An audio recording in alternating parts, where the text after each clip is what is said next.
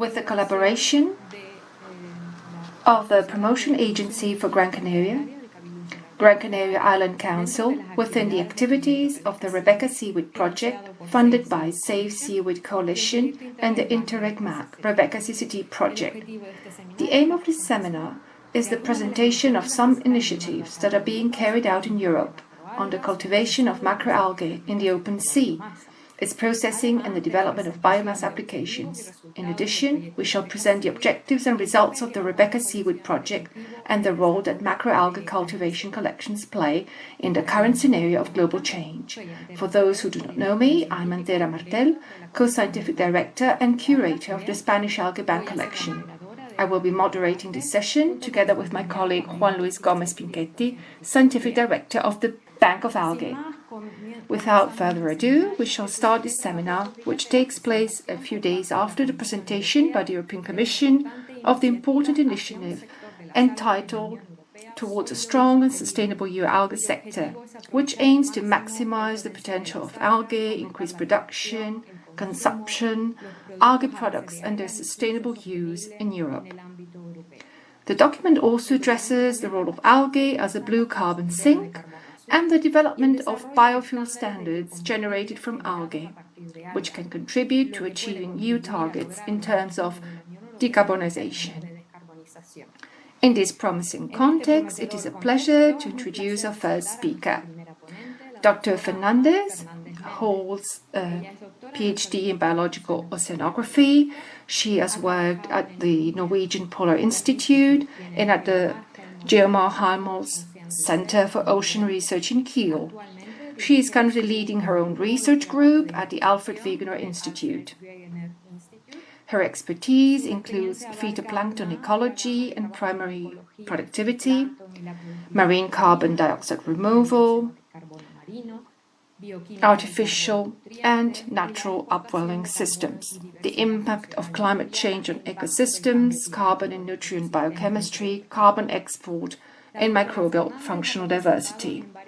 She has participated in several high-sea research expeditions from the Arctic to the tropics. She is a member of the Ocean Artificial Upwelling Project and co-founder of SeaFuels, as well as its lead scientific advisor.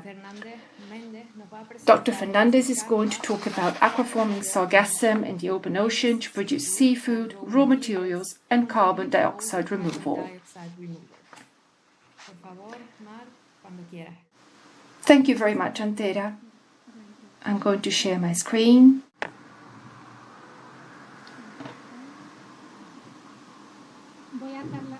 I'm going to speak to you in English because this is what I normally do in my talks. If you then have any questions in Spanish, I can also answer them in that language. So thank you everyone for being here. I don't need to introduce myself because Antera did it already very nicely. And today I would like to talk about aquafarming sargassum, and you will hear a lot about this algae in a minute.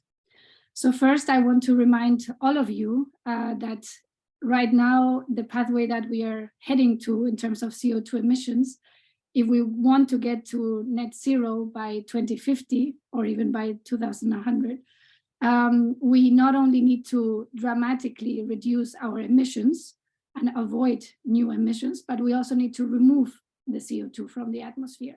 So even the most aggressive decarbonization pathways depend on significant levels of carbon removal and storage. Between 5 and 15 gigatons per year, we need to be actively sequestering. And once we're done with that, we need to start removing the historical emissions, which is around 1,500 gigatons of CO2 that is in the atmosphere, to go back to safe levels of CO2 in the atmosphere. Not only that, we also need to decarbonize our chemical industry. So just as an example, right now, plastic production and disposal worldwide emits 1 gigaton of CO2 per year. And in order to achieve what has been pledged by the Paris Agreement and others to get to net zero, we have to decouple the CO2 emissions from the production. So instead of using fossil fuels for producing plastics, we need to start using renewable feedstocks like wood, like other plants, but also like seaweed. So seaweed can help to both of those. It can help with carbon dioxide removal, and it can help to substitute products that right now are being made by fossil fuels. Now, the areas where we can do seaweed aqua farming are usually on the coast. Most of the seaweed species available are benthic seaweed species. And so in this map, you can see in red the native range for wild seaweeds, and in green the countries that are already farming seaweed, and in a range of blues the different nitrate to phosphate ratios, which would indicate the areas that would be good for seaweed aquaculture. So it's quite a lot of space. It's 48 million square kilometers of coast. However, the coast is also used for many other things.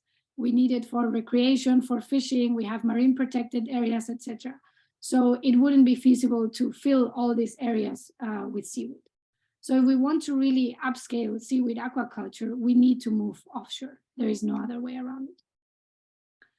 Now, how does it look like in terms of nutrients available in the open ocean? So as you can see here on the left, you have the surface chlorophyll A, and you can very clearly see that there are areas of the ocean that are very productive and other areas that are known as the subtropical gyres that are not very productive. And this is mainly due to the nutrients available there. And you can see on the right the surface nitrate concentrations. And you can see, for example, in the Atlantic, that most of the North tropical and subtropical Atlantic are depleted in nitrate at the surface. So if we want to make those areas useful for seaweed aquaculture, we need to bring nutrients from the deeper layers to the surface. So one idea that is out there is artificial upwelling, which basically would bring nutrient-rich deep waters to the sunlit surface to enhance productivity. There are different ways of doing this. There are wave pumps driven by solar or wind power. There are also other types that are recently being developed using the density gradient of the ocean, and I will talk about that later. However, all of them, what they do is they bring this water to the surface and make the nutrients available for phytoplankton or macroalgae. So this would be useful to restore the ocean's productivity and also enhance fisheries. And only if we can sequester the carbon that is also being brought up with the nutrients with a higher carbon to nutrient ratio than what was coming up, only then we can have active net carbon sequestration. And that's important to remember. So we chose to work with sargassum, and sargassum is a very special seaweed. In particular, I'm talking about Sargassum fluitans and Sargassum natans. And those two species, they are free-floating their entire life cycle. They reproduce by fragmentation, so they do not require any complex hatchery process. As you see, they float because of the bubbles that they have here. And only when you burst those aerosis, then they sink very rapidly to the deep ocean. And also what I think is very important, besides that they grow very fast, is that they have a very high carbon to nutrient ratio. Therefore, they're very efficient at carbon sequestration. And also many algae are very tasty and they maintain entire ecosystems, but sargassum seems to be rather a habitat builder rather than a food source. So where does sargassum come from? Sargassum originally comes from the Sargasso Sea. However, in 2011, due to changes in the North Atlantic Oscillation caused by climate change, Sargasso escaped the Sargasso Sea, came to the Canary Islands actually, and then went south again with the Canary Current and established itself across the entire tropical Atlantic in what we know now as the Great Atlantic Sargassum Belt. And these huge masses of mats of sargassum form every year. They have a seasonality and they form every year from West Africa to the Caribbean. Unfortunately, of course, because of the currents, many of those of that biomass ends on the beaches of the Caribbean, causing lots of problems with the coastal ecosystems and also with the society that lives from tourism. Now, in the Sargasso Sea, there's a lot of studies, and actually the Sargasso Sea is a protected area. Sargassum is creating what they call a golden forest, and so it's rather a habitat and not a food source. So there are a few studies showing that very little invertebrates and fishes actually feed on sargassum, and if they feed on it, it really makes a very small percentage of their diet. So how does sargassum's carbon cycle currently look like? When it reaches the Caribbean coast, it kills seagrasses, coral reefs, mangroves. So all the CO2 that those coastal ecosystems were sequestering is not sequestered anymore because they're dead. And then when it lands on the beach, it starts decomposing and it starts emitting CO2 and also methane. So if we can avoid that sargassum from beaching, we're actually avoiding quite a substantial amount of greenhouse gas emissions. And if we can use it to create products and store the carbon in products or use it as fuel, then we're of course displacing products that would otherwise be emitting CO2. The problem is in the Caribbean that there are a few companies that have started working on using sargassum for products. I have here two examples from the company Carbon Wave that works in Mexico. They have, for example, an emulsifier to make creams. So right now, all emulsifiers are made from fossil fuels. This is one of the few ones made from seaweed. And they also have, for example, vegan leather that they're starting to create from this. However, the problem is that because they have such a patchy influx of their raw material, the sargassum, they cannot really upscale. And so that's why farming sargassum might be a good idea. And I'll talk about this in a minute. So there's a new company that was formed a year ago that I'm a co-founder of called SeaFields that has the aim of aqua farming sargassum. So basically domesticating this floating seaweed for different purposes. So sargassum, as I said, is great at capturing CO2. And the idea would be to sequester that carbon that is fixed in the biomass, either in products together with Carbon Wave, for example, or by sinking the biomass to the deep sea. And in doing that, we are, of course, taking care that while we harvest the sargassum, we don't damage any other species. And we're, of course, monitoring and tracking how much CO2 is sequestered, how much gets to the deep sea, and how much will be remineralized down there. Now, the big vision is to create big, very big open ocean aquafarms because we want to get to scale. And so just a rough back of the envelope calculation, if we want to sequester 1 gigaton of CO2 per year, which again is not that much considering we have to sequester between 5 and 15 gigatons per year to get to net zero, we would need to create aquafarms that cover an area of 90,000 square kilometers, which is roughly the size of Portugal. So it seems like a big area, but if you see the huge areas that the Sargasso Sea and the Great Atlantic Sargassum Belt cover, it's actually not that big. However, of course, this would be more a densely packed area with sargassum, while the sargassum that is wild in the Great Atlantic Sargassum Belt is pretty much spread. So it's very difficult to harvest it because it's so far apart from each other. Now, one of the projects we just got funded through the German SPRING-D Innovation Agency is, it's called SEACOS, and it's to put the carbon that is sequestered from the sargassum in those aquafarms, to process it, to transform it into ethanol. And in this case, the ethanol would be used by the chemical industry to create long-term plastics. For example, the plastics you use in your computers, in your phones, in your cars. So I'm not talking about packaging or things like that, but rather plastic that would last at least 10, 15 years, and then it would have 1 or 2 recycling steps. So the carbon would be stored there for some decades. Now, in terms of how far we are with the aquafarming infrastructure, we did this year the first trials in St. Vincent. So you need to keep in mind that we're talking about free-floating aquafarming infrastructure, which is non-trivial to get working. So these are the first images of the first prototype. So this is relatively small. This is 10 meters on an area of 79 square meters. But one of the problems we had was that when the wind and the current were not aligning, the aquafarm would collapse. So we're now trying to figure out in the next steps how to make it stay open all the time. We're also learning a lot about how to monitor the sargassum, and for that we're mostly using drones from the surface combined with divers or snorkelists in the water. So as you can see here, the thickness of the sargassum mats can be very variable. It can be between 7 and 80 centimeters, the depth of the sargassum.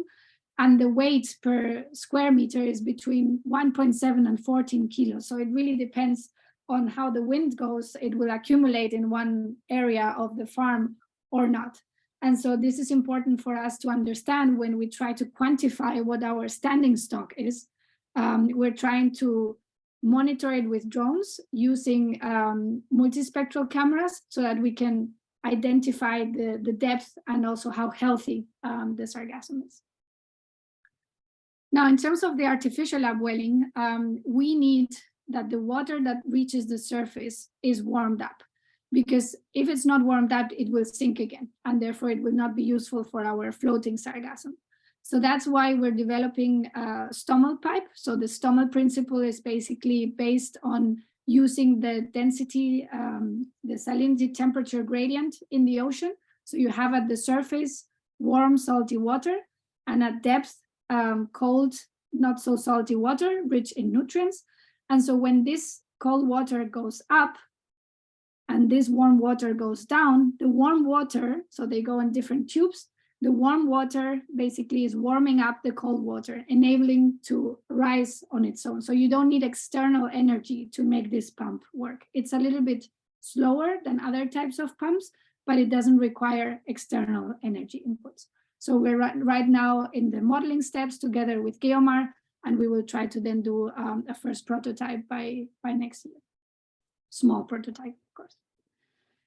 Then the idea for long-term carbon sequestration in the deep sea is to process the sargassum, extract the nutrients so that the biomass that is left is mostly carbon, and that we compact it and bale it like you do usually on land with agricultural waste, and then basically drop it to the deep sea to around 4,000 meters depth.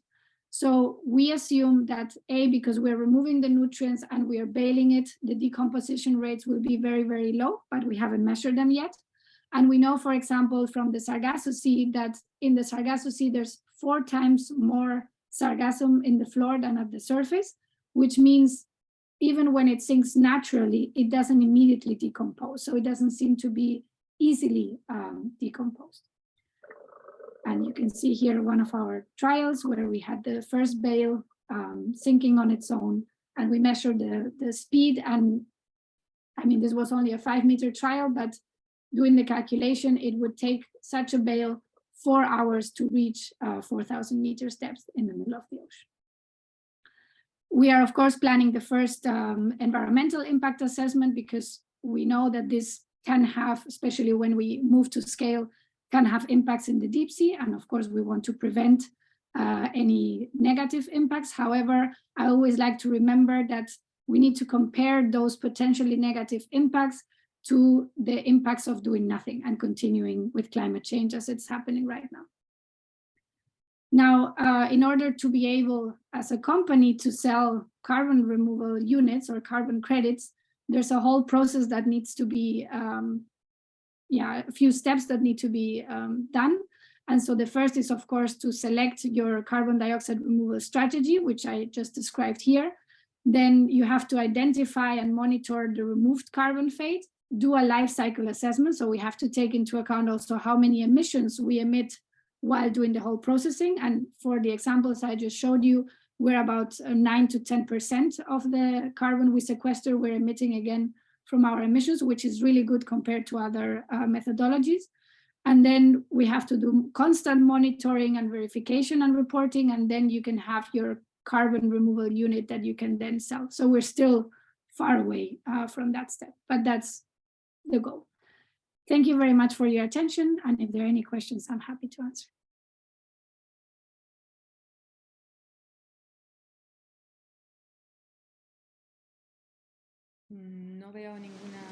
There are no questions in the Q&A right now, but I would like to ask you a question. I know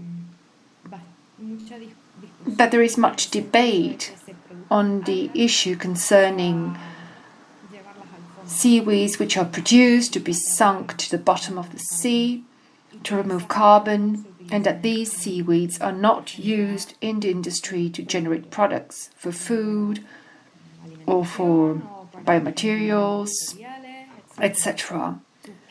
What is your view on these issues, which are often found on social networks? Basically, it is a problem of scale and what type of seaweeds we're talking about. There are seaweeds like kelp, for instance, that, among other things, are very good for nutrition. Sargassum is not good for human consumption, as I said, and neither is it good for animals. So there are types of seaweeds that are good for specific things. I think the solution will be for that part of what harvest from the aqua farm will go to products, and another part will go to carbon sequestration.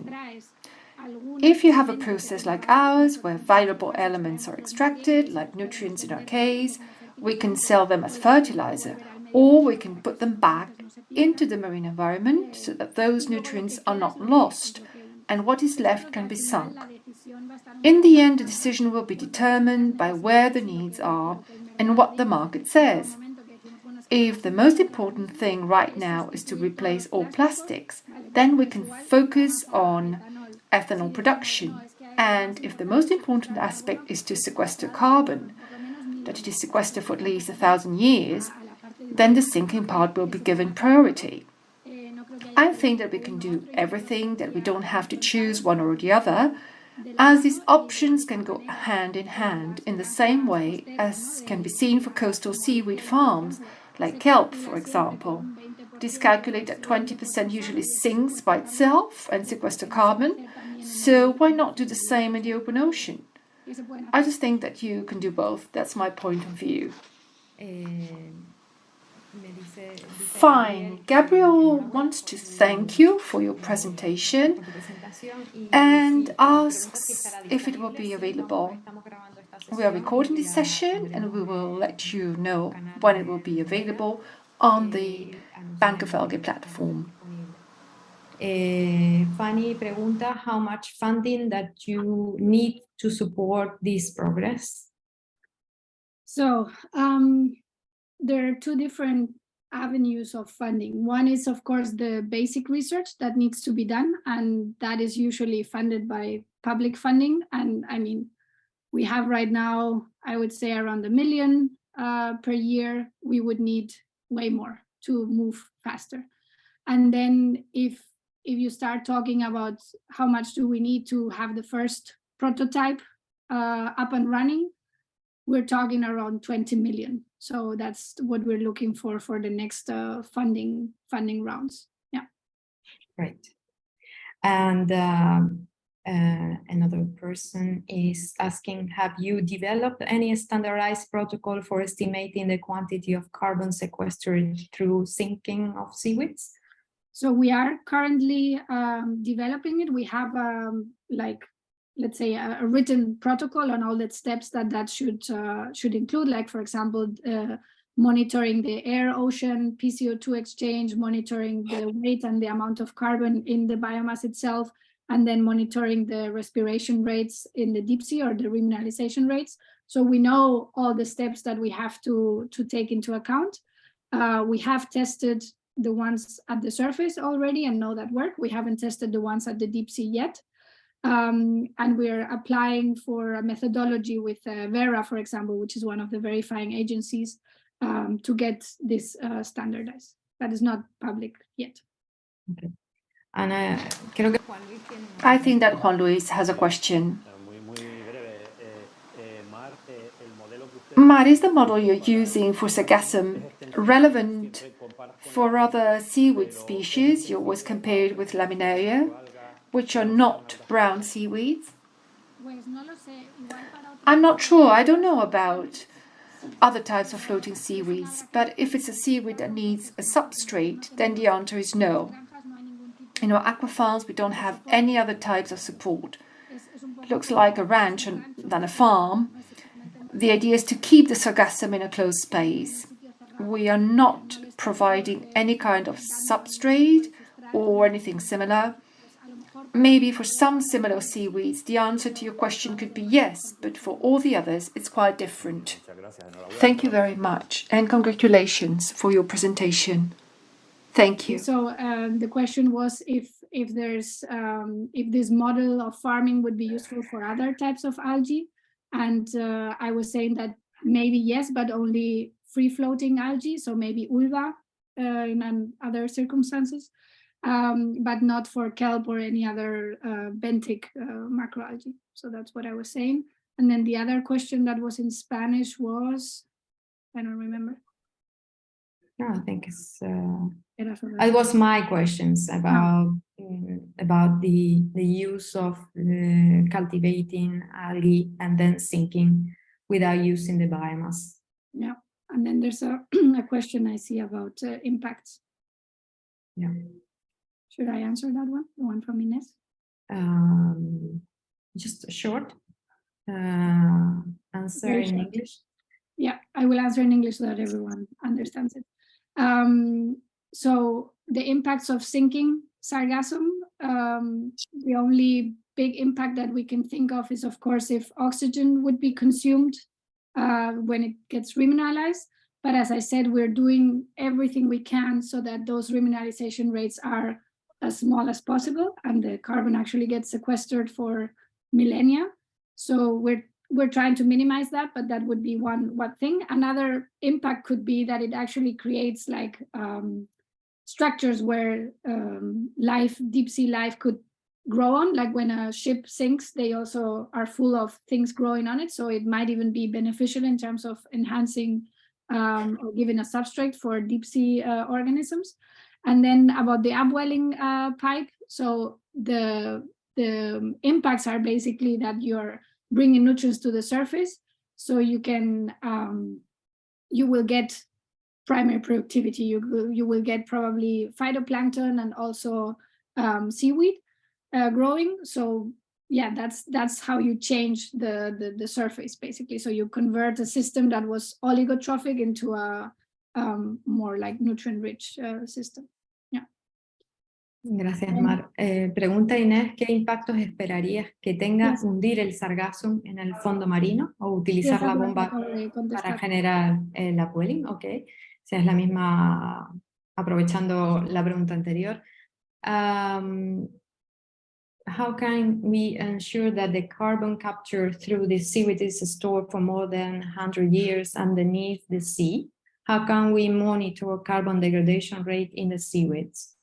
So when you sink the seaweed to 4,000 meters, it is sequestered for more than 100 years by definition, because even if all of it would be remineralized, those waters would not reach the surface again for at least 1,000 years. And that's assuming that everything would get remineralized, which is not what we expect. So that is for sure longer than 100 years.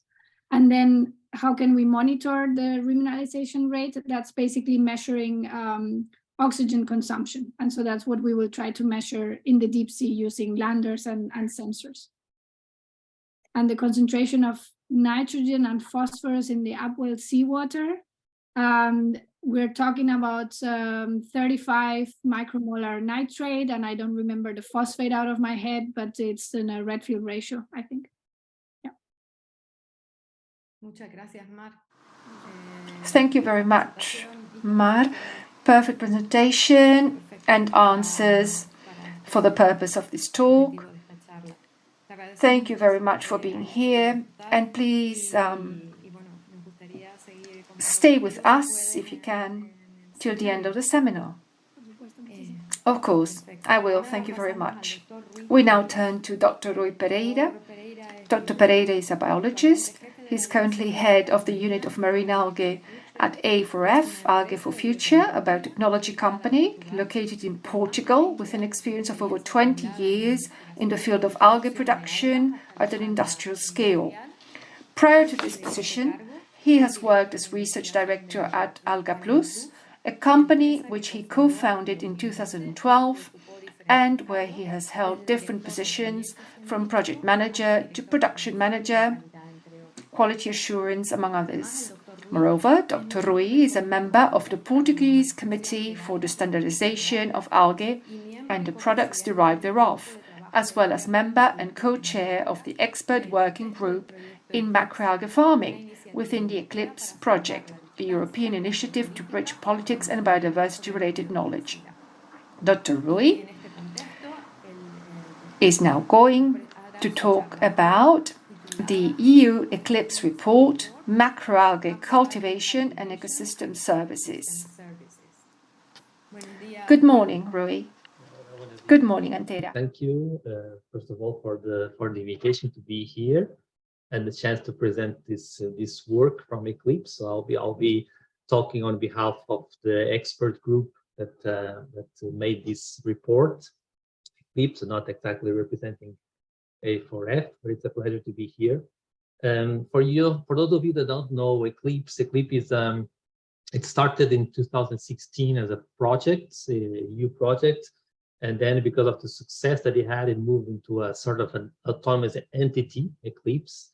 The main objective is to answer questions that can be posed by different organisms, policy, governments, the EU, of course, but also NGOs or companies. Like I said, to answer questions related to biodiversity and ecosystem services. So the work group concerning macroalgae cultivation and providing climate-related and other ecosystem services was a group that was created based on a request by the DG Maritime Affairs of the European Commission. So they basically approached ECLIPSE and said, we would like to know more about how can we use macroalgae cultivation to control climate change and to see if all the news and the research and everything that we see nowadays in different aspects of our social life, social networks, etc., if that has a scientific support. So once they receive a request for somebody, and if the request is selected, the ECLIPSE management body puts together a call for experts, so people can apply. And if you are selected, we will then start working during a few months and try to answer the request. That's it. The good thing about the organization is that the ECLIPSE has a very active, a very supportive management body that explain to us, the experts, that we don't know how these things work, explain us how the process goes. But it also has a very good method expert group, so people that are not necessarily experts in seaweed or in other kinds of organisms, but they are experts in different methodologies that they explain to us during the first meetings, and then we make a selection of how do we want to approach the question and try to answer it. So basically, in our case, we decided to use two different methods to try to answer the question by the requester, the Delphi methods and a quick scoping review. Antera, your hand is raised. Do you want me to stop for some reason? No, I think it was okay. raised previously. Before. Yeah, I will take it off. So the Delphi method is basically a method based on questionnaires that are sent to selected people. And the quick scoping review is just one of the possible ways of reviewing the scientific literature. Both methods have pros and cons, and you can see there. For the Delphi method, and both methods in this case, they run parallel. Okay, we execute them at the same time. The Delphi method, basically, we identified more than 100 possible respondents from different sectors of the society, and we set up a small questionnaire based on, of course, based on the question that we needed to answer, and we sent this questionnaire to these experts from different sectors. Like I said, we try, at least in the invitation group, the invitation group was very well balanced, based on people from academic and research, people from the industry, from NGOs, from professional associations like aquaculture, the AVA, different professional associations, but also from international organizations of other kinds. One of the cons of this method is that it relies a lot on the availability and on the responsiveness of the experts. Okay, so that was the problem that we faced in this case. The method usually starts with one general questionnaire, sometimes with very open questions even, where the responders, the expert, will list their opinion. Those that first round of questions is then grouped and organized, and there's usually a second or eventually a third round asked to the same people that will then try to rank the questions from the first response. This is just to give you an idea of the composition of the group in terms of respondents. Unfortunately, during the first round, out of more than 100, more exactly 120 something invitations sent, we only had 22 responses. And unfortunately, even more unfortunately, in the second round, we actually had only 6 answers from those 22 initial respondents. Nevertheless, we did try to organize the questions, and based on how much they were referenced and how they were ranked in the second, we also tried to rank in terms of importance given by the experts. Okay, so in this table you will find the different ecosystem services that were mentioned by the experts, and now they weight the different ecosystem services in terms of importance according to the experts again. In blue, you'll see the ecosystem services are related with provisioning. In orange, the ones that are related with the regulation. Okay, and in green, the ones that are more related with cultural and aesthetic ecosystem services. This is according to classification from the EPBS. You see that what comes up immediately in terms of ecosystem services: macroalgae grown as food, as regulation of water quality, as feed, and then different kinds of ecosystem services. In terms of potential negatives of trade-off from macroalgae cultivation in large scale, these are the points that are also related with ecosystem services, and in some cases they were pointed by the expert. You can see them there. The first of all being conflict with other uses, at land or at sea. We don't, in this case, we did not discriminate if the macroalgae cultivation would be in near shore, offshore, or inland. Okay, and then the second one is unknown environmental impacts in deep sea, but not just, but also in pelagic, in pelagic systems. Okay, another, the third and the fourth had to do with the concerns about genetic changes, but also on the mismatch in supply and demand of biomass. A little bit of what Mario was telling before, that it's still not clear in the market what is the main purpose for which the large-scale cultivation should be carried out. That is also because the market, at least in the Western world, was still developing.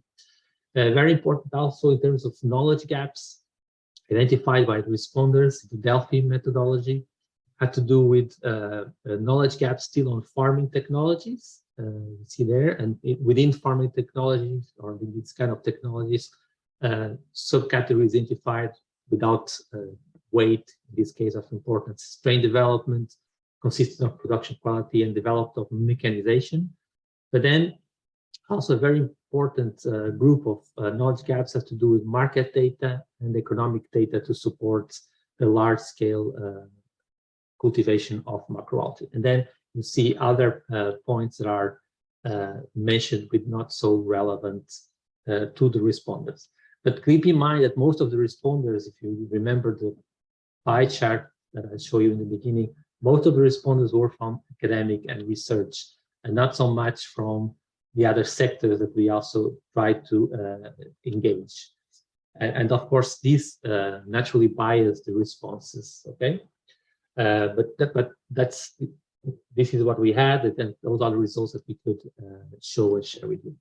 In terms of the quick scope review methodology, this was based on a research of keywords, okay, in those databases, Corpus and Web of Science.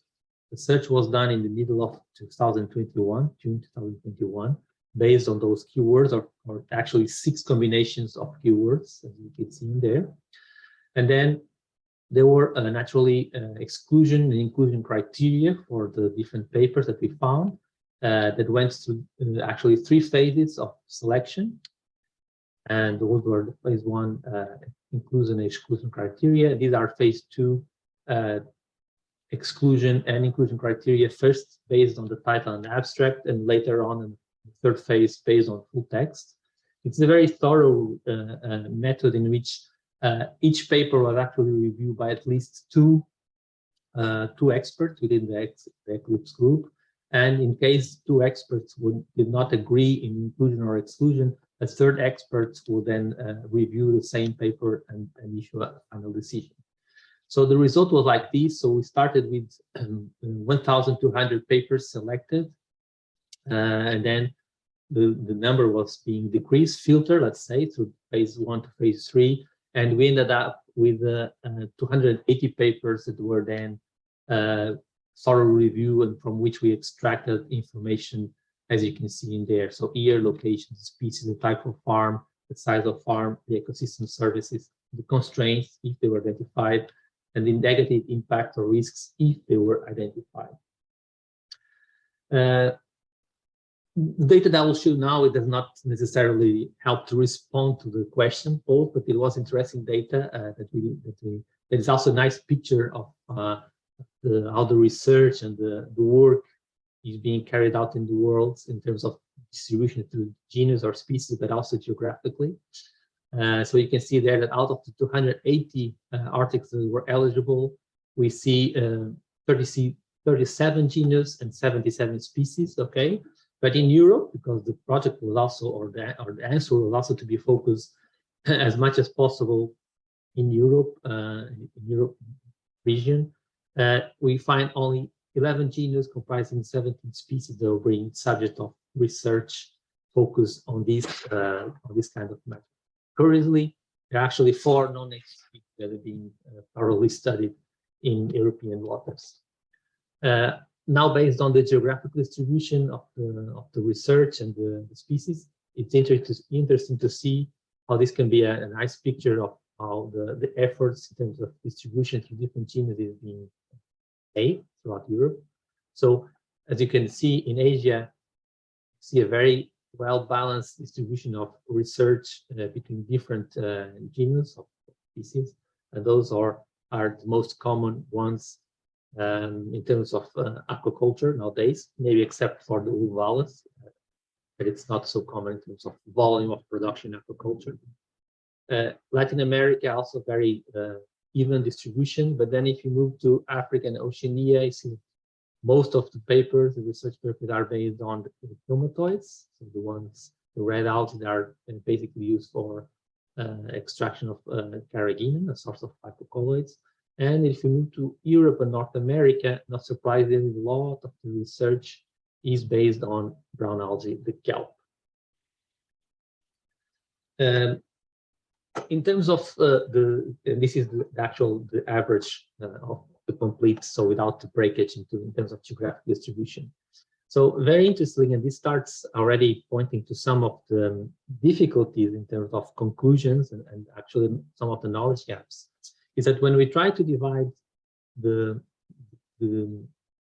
scale of the research or the scale of the data from which the data was obtained, we see that most of the research is being based on land-based or near shore, but within these different locations, very little is being done and published at a scale that we consider relevant. And this is the scale that was at least over 1,000 square meters, and even this is not a very large scale if you want to actually have a meaningful conclusion for impacts that, like Mar was explaining before, for something that needs to be carried out in the scale of thousands of square meters or thousands of hectares of area of production.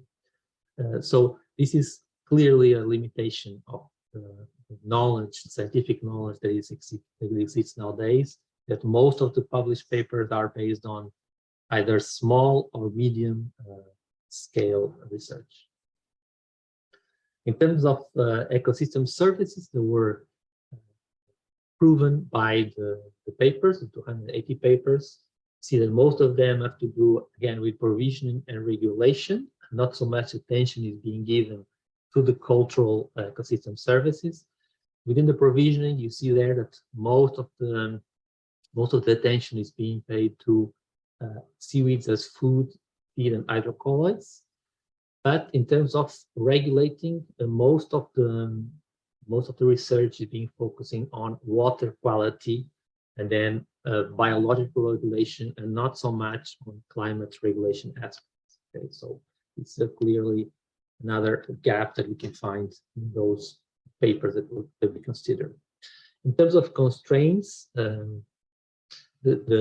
was a match between you can say it's a match between Delphi and the quick scope review in terms of the importance of the technical and the methodological constraints that exist. But you can see that in the research literature, we can see that the environmental constraints are actually much higher than what we see in Delphi, in the Delphi method.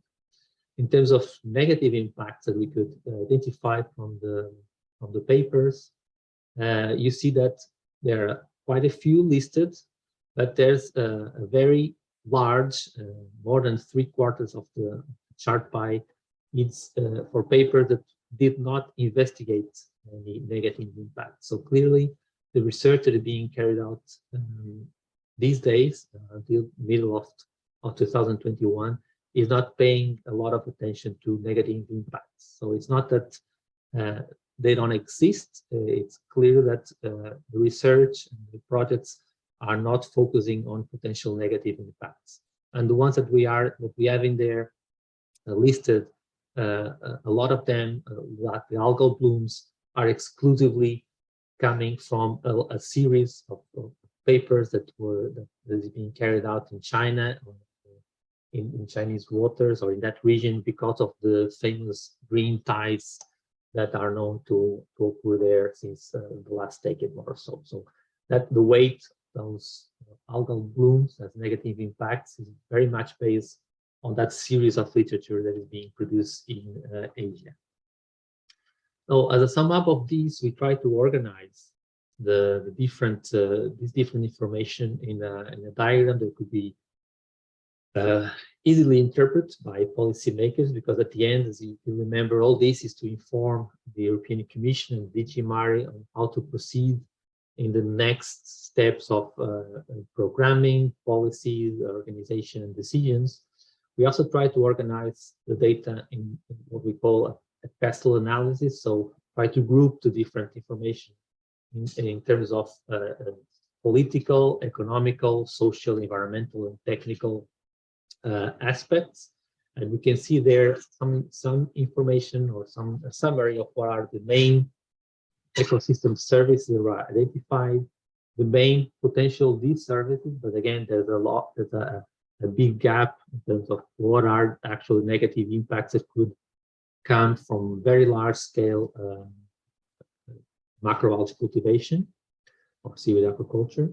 And then we have different weight in terms of technological constraints, different weight of environmental, social, and economic. As you can see there, the numbers actually represent the number of papers that refer to these constraints. Okay, and if you sum up those numbers, it can actually go higher, but some papers refer more than one constraint. You can imagine it's also possible. Now, keep in mind that this is the results of the quick scoping review and the combination of that, but also with the methodology, with the Delphi method. Both methods have some constraints, pros and cons that I showed in the beginning. Naturally, the bias of based this only or exclusively in research papers is that all the information or decisions on what to do and what not to do was made by the researchers, okay, with the interest of the researcher or the projects that were supporting that.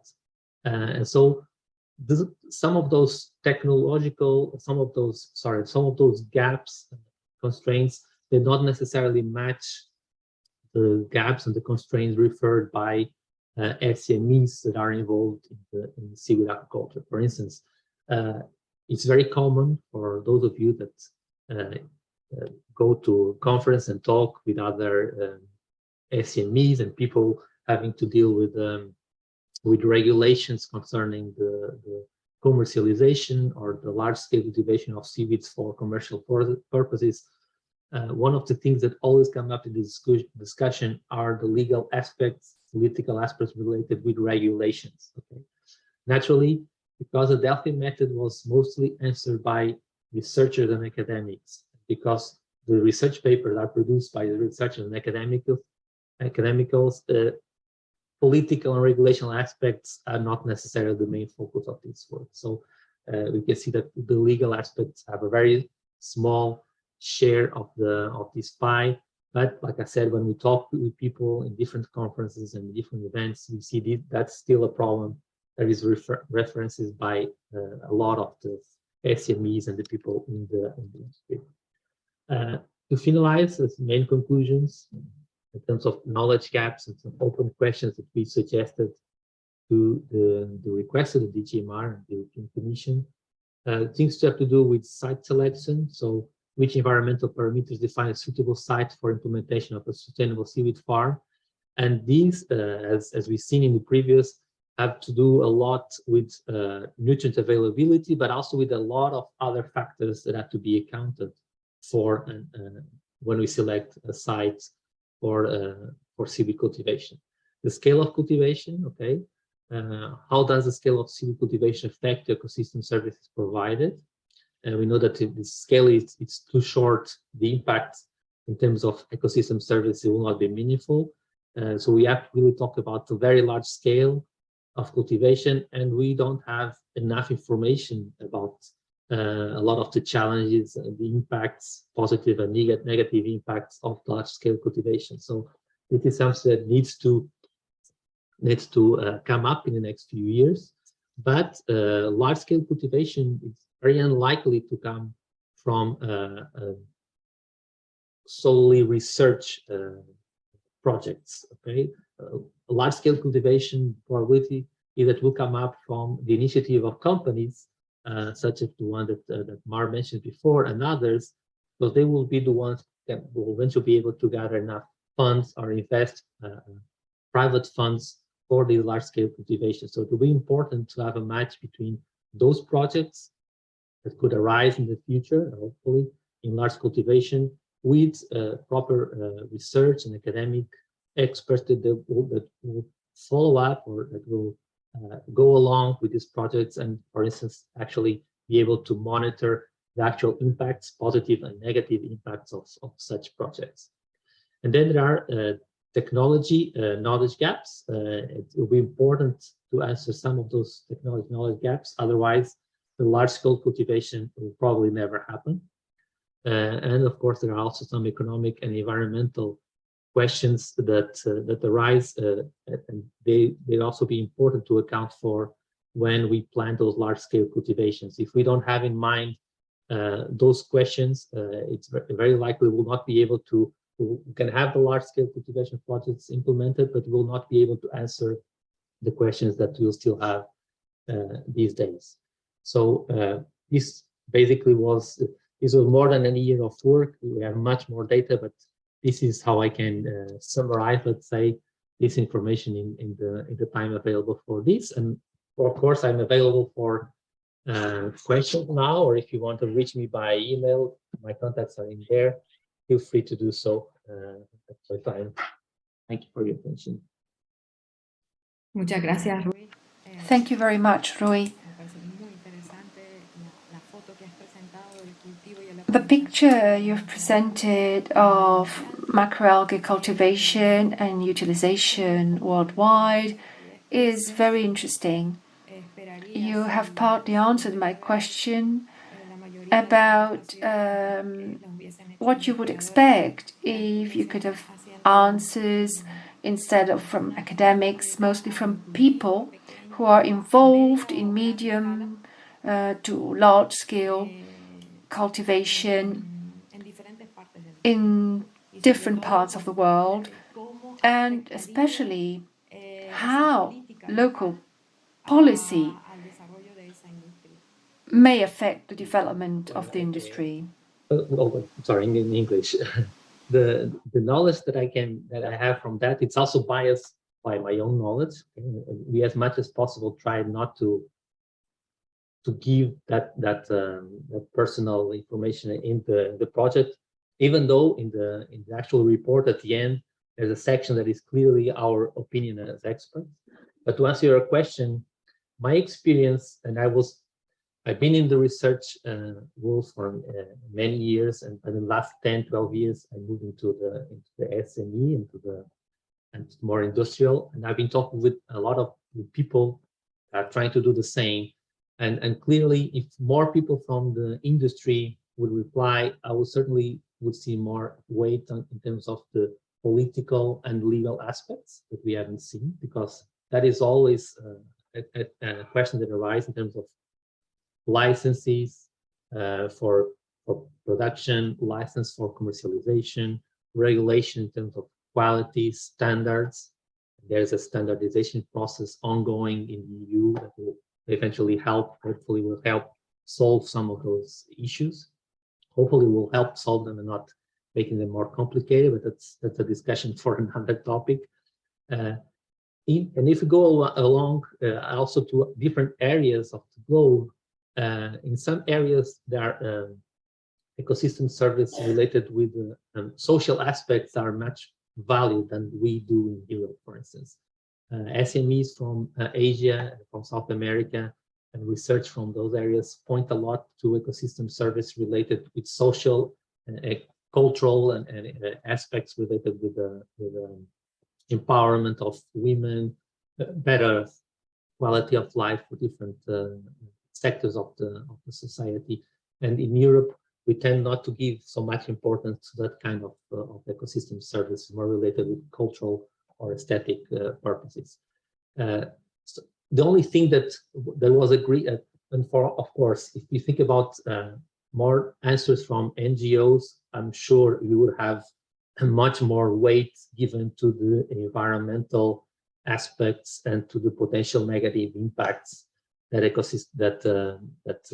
macroalgae cultivation could have in terms of ecosystem services, so-called these services.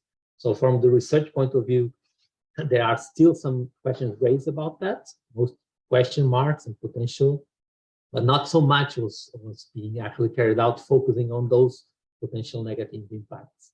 And that did not show up as much also in the Delphi methods. So a more balanced group of answers from these sectors will probably actually make the much more balanced information about the gaps, because now they are focused essentially on technological and economic, and not so much on the political or the environmental, as we see. That will be the main difference. But again, it was not our role to say to DG Mar and the requester, okay, you should focus first on technical, then on political, then on regulation. That is not the purpose. Our purpose was just to present the information as we see it available now, what is certain, what is potential, what is not so available, and it's up to the policymakers and politicians to actually make the decision what is the actual priority. If, as we know, it's not easy to focus on everything at the same time. If they are not able to focus on everything, they will make their priorities, their decisions.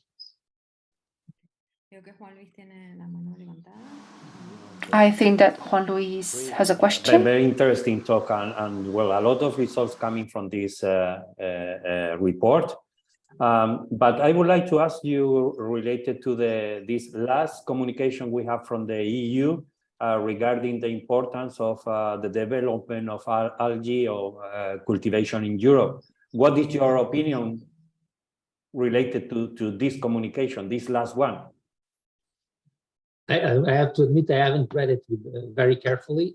It still didn't have time to incorporate some of these data, but it's very clear to me that the EU it's really committed to the development of the industry. I'm sure that will happen. I would like to see more connection. Hopefully, we'll be able to do that in the next framework program more connection between the industry, and we keep talking about this, but it's still true, more connection between the industry and the companies. Because it's like we saw before, Mars is carrying out a project and looking for a solution to be able to grow the sargasso in very large areas. When we talk about answering problems like climate change, we are talking about very large areas. And we see that we don't have any knowledge on how to manage and what are the actual impacts of these large areas. And a very large area of cultivation will not arise from a research project. Okay? That's very clear. A research institution will not have the capability, and we're not talking just about funds, okay? We're talking about logistics, knowledge, practical knowledge, engineering, and all that. A research project will never be able to carry out a very large-scale cultivation just for the sake of identifying the potential positive or negative impact. All the research will be done to a scale that is manageable and possible and financeable. So this large-scale project will have to arise from private initiatives. So the link between the private initiative and the research to be able to follow up and to monitor and to quantify the result and apply the scientific knowledge to the actual practical knowledge of production, cost of production, and selling. Coupling these two things parallel will be, I think, very important to be able to gather more information, and hopefully in a few years it will be much more clear if seaweed can actually be an answer to climate change. I like to think that they could. My personal opinion at this point is that we are much more closer to be able to use seaweed, as Mar was explaining before, as a substitute for fossil fuels, and that will already be a very important achievement, I think, for the next few years.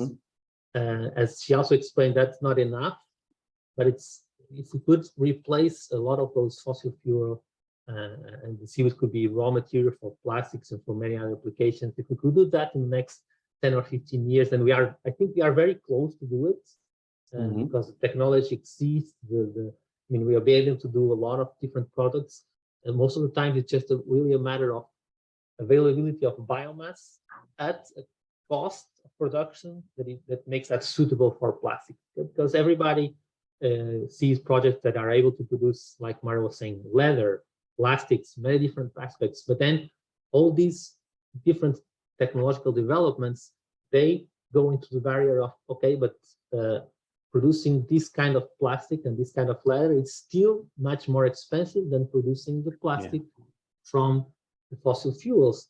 So at the end of the day, it's an economic decision.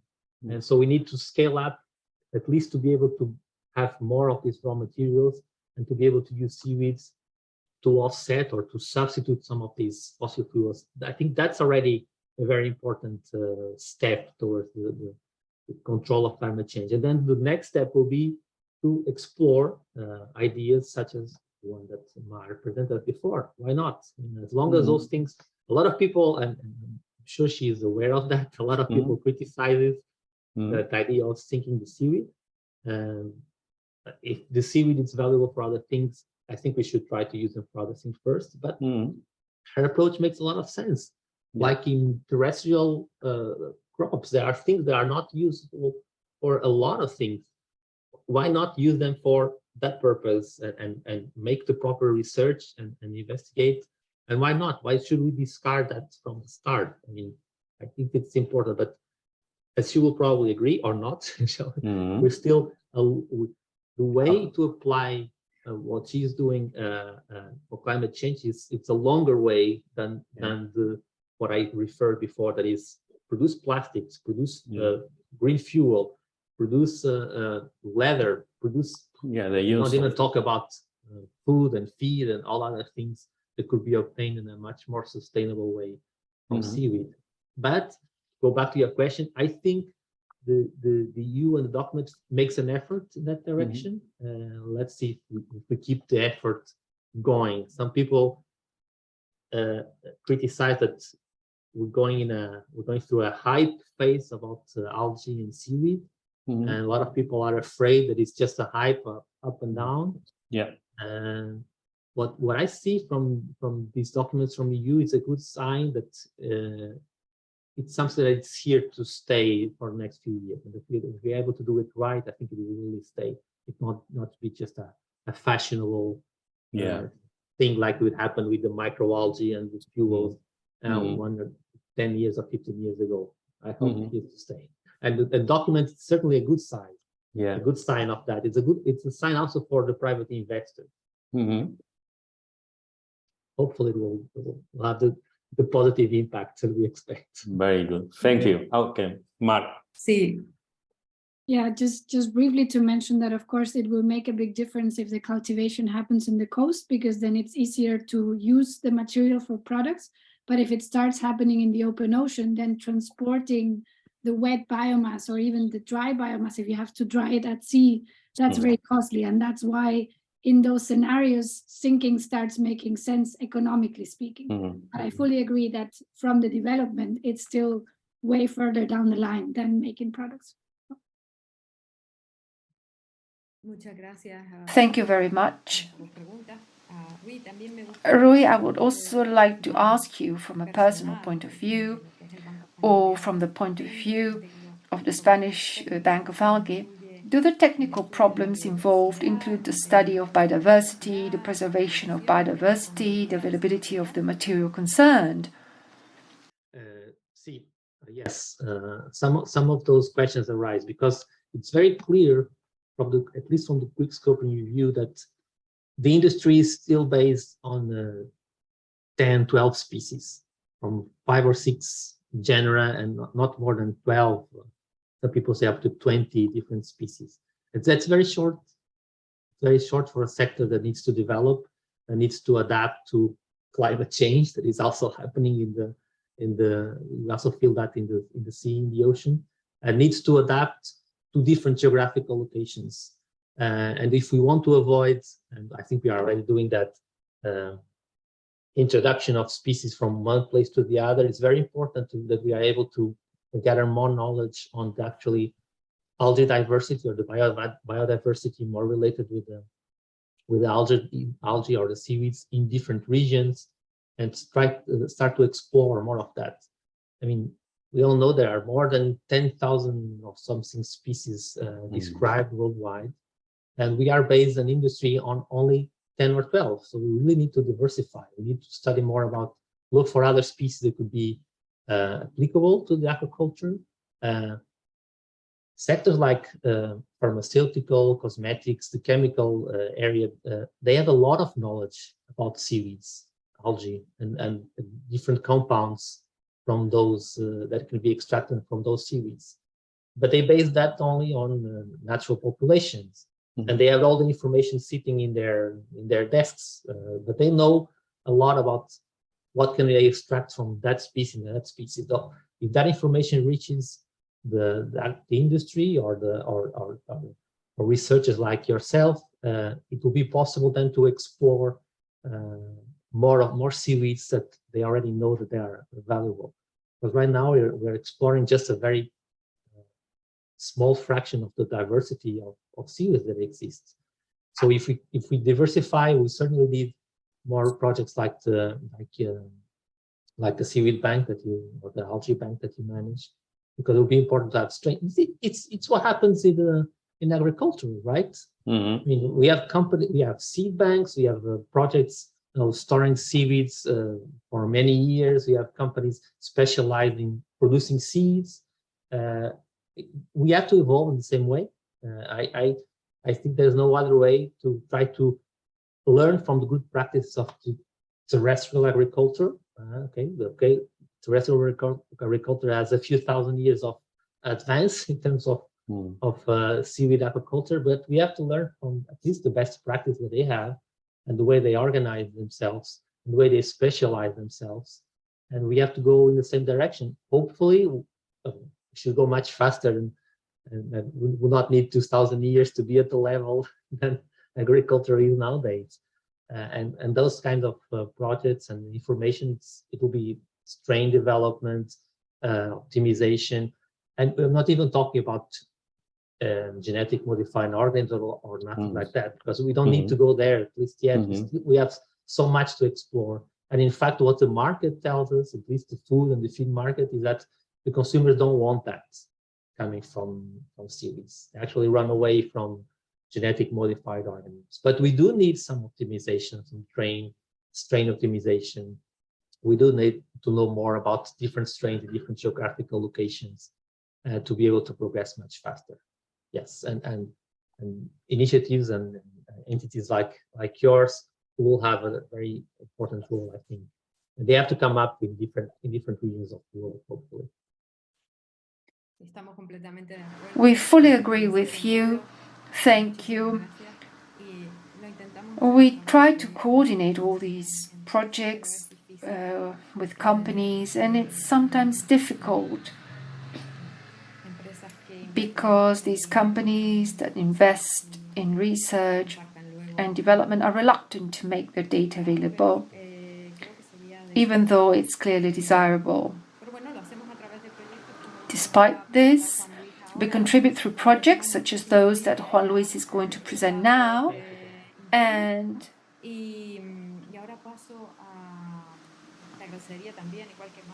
we thank you very much, Rui, for presenting this report, and we'll kindly ask you, just like Ma, to stay with us throughout the seminars. We shall welcome your feedback. I will introduce my colleague, Dr. Juan Luis Gomez Pinchetti. He's the co-scientific director of the Spanish Bank of Algae and permanent lecturer at the University of Las Palmas. He has an experience of over 30 years in research, member of the Spanish committee, like Rui for the Portuguese one, for the standardization of the algae sector and the products derived thereof. His research focuses on physiology, on the cultivation and biotechnological aspects related to algae, seen from an applied point of view. Today he's going to talk about the Allgarden, Innovalga and Seaweed projects as promoters of seaweed cultivation actions in the Canary Islands. Thank you very much, Antera, and thank you all for joining the webinar.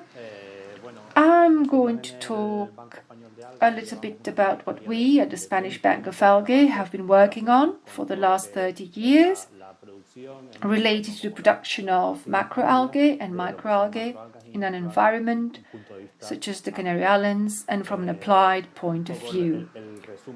The summary of this talk will be a review of these types of actions that we have been carrying out over the years and what we are currently doing in relation to these projects, focusing on the production of macroalgae, mainly because we're working on an issue related to carbon sequestration. We are also carrying out actions in this regard.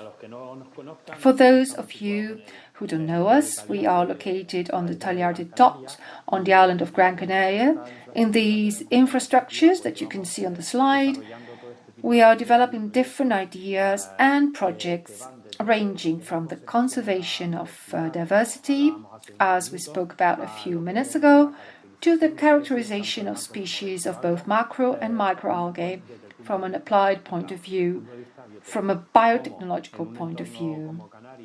In an environment like the Canary Islands, where we are surrounded by the sea on all sides and have sunlight 365 days a year, we can develop these types of projects and activities always from the point of view of innovation and knowledge transfer for the development of the sector in our immediate environment. All these years we have been working on the development of intensive cultivation systems for macroalgae, mainly native to the Canary Islands, bearing in mind that there is a high level of biodiversity in the Canary Islands and that the populations are small in size, so they're not susceptible to being exploited from an industrial point of view. Given the large number of species available on coasts, we are particularly interested in the development of production systems for red and green algae, since from the point of view of intensive cultivation, brown algae are much more complicated for various physiological reasons. So we have focused on the development of these intensive production systems for green and red algae, which are the ones we can see in the example. The development of intensive cultivation systems, mainly in cultivation tanks, allows us to work on the selection of species and the systems control, as Rui mentioned earlier, evaluating the possibilities offered by the control of the parameters that influence the production system in terms of biomass quality. Not only as far as productivity is concerned, but also related to metabolism synthesis under different environmental conditions within the various cultivation systems. We're always looking for the sustainability of production systems, that they be sustainable over time. We work a lot on vegetative cultivation, and we also work on controlling the quality of the biomass we produce depending on the different types of applications. In recent years, we've also felt the need to control traceability because we're talking about time-consuming processes, and therefore we need to know the traceability of the production systems and the systems we work with.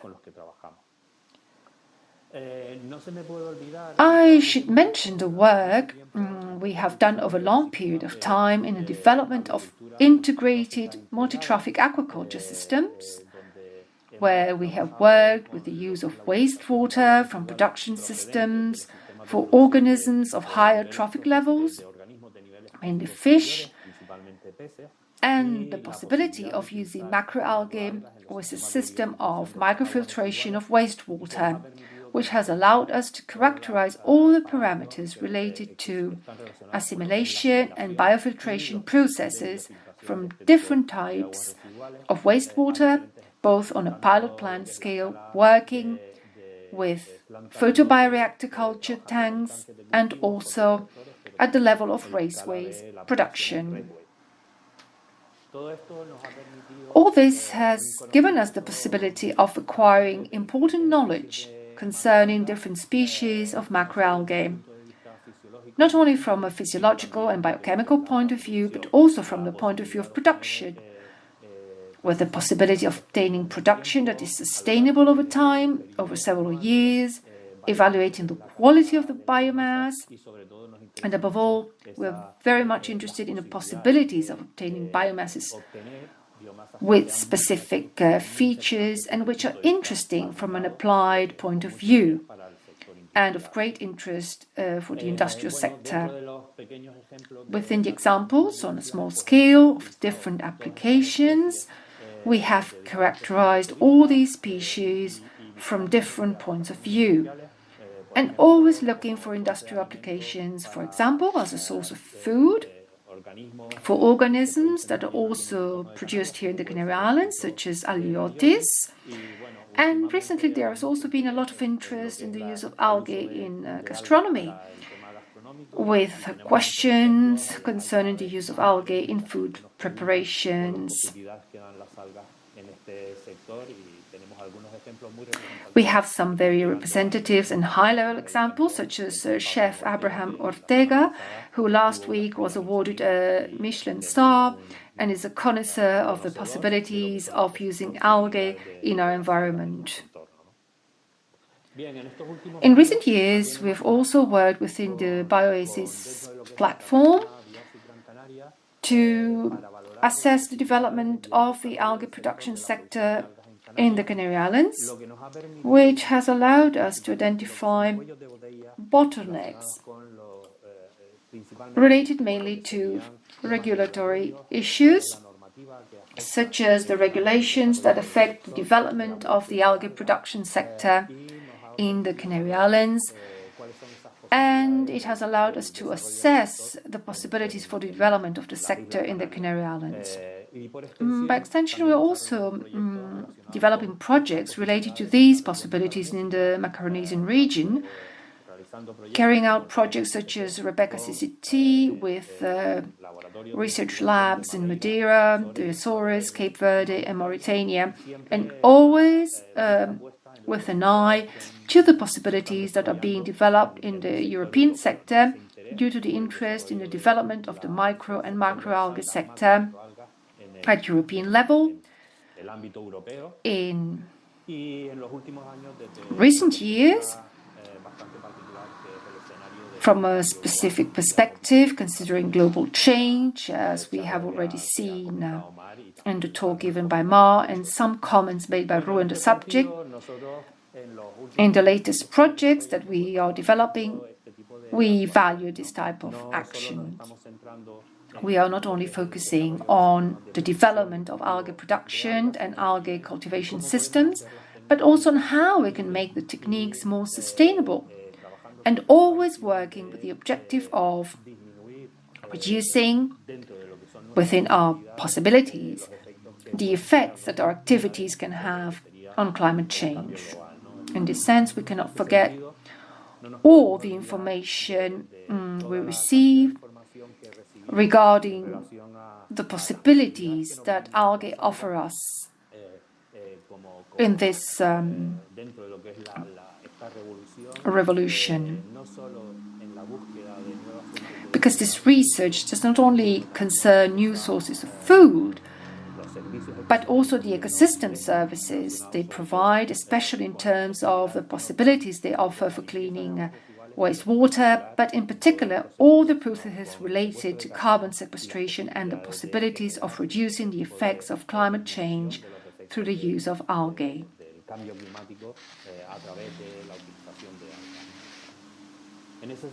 In this regard, in the last 2 years, we have been working on a series of projects mainly based on the production of seaweeds. And one of the main projects on Brazilians, supported by the Spanish government, is the Innovalga project, which is a project related to the promotion of an emerging and sustainable sector for macroalgae in Spain, and which is mainly based on the diversification of species and the development of applications with high commercial and environmental value. And we cannot forget these two aspects: the possibility of working on ecosystem services while producing a biomass that can be of industrial interest on the market. Within Innovalga, we are working with different types of species that are new to us. In some cases, we had done some previous studies, but in the Innovalga project, we are starting with the production of this type of species, as we can see in the examples. In the first year of the project, we are focusing on Caulerpa and Valonia species, which are well adapted to intensive production systems, to cultivation tanks, and develop specific morphologies and growth characteristics. And we are currently analyzing not only these characteristics, but also the value of the biomass from these 2 points of view. What possibilities do we have from the point of view of product development and from a commercial standpoint? In the coming months, we will be working with other species that we had evaluated some time ago and that could be of great interest in this type of application, such as Aliopitis incurva or Ipnea spinella, red algae species that are of particular interest to us due to their biochemical characteristics and their potential for different industrial applications. And within Innovalga, I would like to stress the importance of focusing on any development concerning environmental sustainable solutions. One of the examples we are most proud of in recent years is the possibility of using recycled CO2 in all our facilities through a gas cleaning process based on gas produced industrially in some industrial areas of Gran Canaria, and which is recycled, cleaned, and with food grade that we are reusing in our facilities in the cultivation systems. We are making use of small ideas and small possibilities, considering sustainability and adjusting to the possibilities in terms of sustainable development techniques in this field, in the algae production sector. Another project that I would like to highlight is a cost action called SEAWEED, which values all the knowledge that we have developed in Europe and in many countries around us related to the production of ulva in different cultivation systems. We bring to the project mainly our experience in the development of culture or tank systems based on all the results and experience we have acquired in the development of filtration systems for wastewater derived from fish farms and wastewater from ulva cultivation. The overall objective of SEAWEED as an innovative aquaculture model derived from overproduction is based on the knowledge we have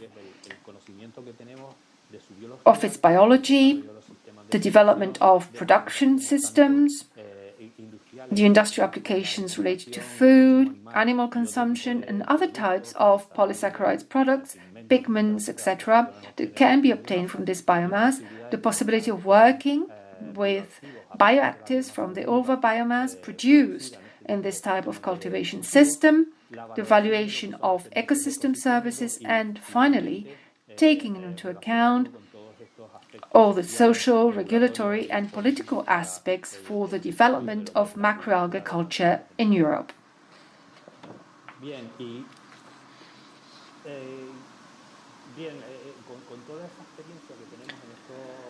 With the experience we have gained in these previous projects and that we're currently developing, we are also starting a project called Algarden in collaboration with the Port Authority of Las Palmas de Gran Canaria and the university to develop a prototype algae cultivation system in the open sea to help us mitigate and quantify the possibility of using algae cultivation systems to sequester carbon related to port activities in such an important environment as the port of Las Palmas. To this end, we have already talked previously about the importance of the sources that generate carbon dioxide or greenhouse gases that affect the development of climate change. And one of the actions and one of the most important sources is port activity, mainly at European level, which contributes to the carbon footprint and affects climate change.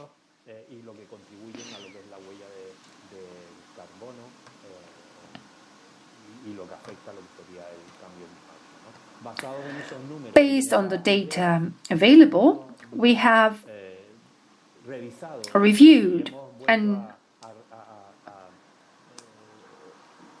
re-examined the principles that help the development of open sea cultivation systems, which are large cultivation farms, such as the one we see in the slides, a macroalgae cultivation farm in China, which has also been developing multi-trophic aquaculture systems, a production farm that produces not only algae but also other types of organisms within the concept of integrated multi-trophic aquaculture. When we were preparing this project, we also revisited the initial ideas developed in the 70s, both in the United States and in countries such as Japan, with projects such as the Wilcox Project and the Sunrise Project, which were based on the development of large ocean farms for the production of biomass for energy production. These projects at the time were pioneers in today's large ocean farms that can generate and help mitigate the effects of climate change. And based on this idea, we have moved on to new developments related to the use of algae as a carbon sink in large ocean farms. And as Ma mentioned earlier, the possibility of using this type of carbon sink to move the biomass produced to the bottom of the ocean or to remove the carbon to the ocean floor. Well, having said this, developing this type of approaches to for the removal and filtration and removal of CO2 from the atmosphere, when we look at the numbers that are published, the results are really encouraging. In this table, for example, we can see that the algae produced in Asian countries in terms of potential CO2 sequestration in tons of dry weight of biomass per year, all the carbon sequestration processes in this type of approach. And with all these numbers, and given this scenario, we have developed an idea using ropes for the cultivation of algae species, such as ulva, of which we have considerable knowledge. We know the macrobiological aspects involved, we know how we can fix and prepare the cultivation ropes to install them in this prototype pilot system that takes us out of our environment, the work on land in cultivation tanks, and allows us to work in cultivation systems in the open sea. Within the environment of the port of Las Palmas de Gran Canaria, we will assess all the carbon incorporation processes related to the growth of algae on the physical cultivation surface and on the cultivation ropes that we are going to install on this pilot platform that we have already prepared on the Las Palmas dock. The idea is to assess the productivity and growth of the algae in the system, both in the cultivation belts and in the cultivation surface area that we have available, and make calculations based on the valuation of the carbon sequestration from the biomass produced. In this project, there is no possibility of sinking the biomass to the ocean floor because we are talking about an area which is relatively close to the coast in a port environment. However, we are evaluating the possibility of using all the biomass we produce in different types of applications. On the slide, we have included some of the most attractive ones, the possibility of using the production of biofertilizers for applications in agriculture, or as biomass for obtaining fuels or other metabolites of interest for industries such as cosmetics, biomedicine, and obtaining polysaccharide pigments. Bioplastics seem to be very interesting for us, and as we develop the project, we will be working on developing this subject as well. This is an interesting project that opens new doors because until now, this type of research had not been carried out in the Canary Islands. It is a new activity that can give us a lot of information about the real possibilities for the development of this type of system along the coasts of the Canary Islands. I would like to end my presentation here, and I'm available to answer any questions you may have. Thank you very much, Juan Luis. I think that just as Rui mentioned about the need for a relationship between companies and what they are discovering, the needs they're finding and the possibility that algae can provide a solution. This is where these projects can provide an answer. And are there also companies participating in the Innovalga project? The Innovalga project involves technology centers, and the members of the consortium are CT Aqua, which is the project leader, and FACO, the University of Cádiz, and we as the University of Las Palmas de Gran Canaria. But there are companies interested in the developments and results that we are going to obtain from the processes that we are generating. Companies mainly related to the food market, as well as agricultural biofertilizers, and the issue of obtaining metabolites for certain types of biomedical applications. And what role does legislation play in this regard for human and animal food and for biofertilizers? At the moment, and this is one of the questions I had earlier for Rui, I think that the role of regulation is currently very important in the development of the sector. In the Canary Islands, we thought that it could be a significant limiting factor because there is no traditional use and there are no industrial activities related to the production of seaweed. However, it is now an emerging, a new sector, and lately many European initiatives such as EU for Algae, for example, and other initiatives are assessing what is the current situation.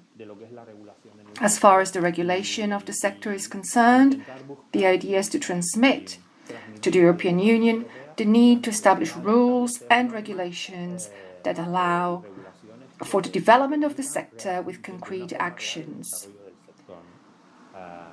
In the last few meetings we have dealt with this issue frequently, and there is a lot of interest in standardizing the regulation of the sector.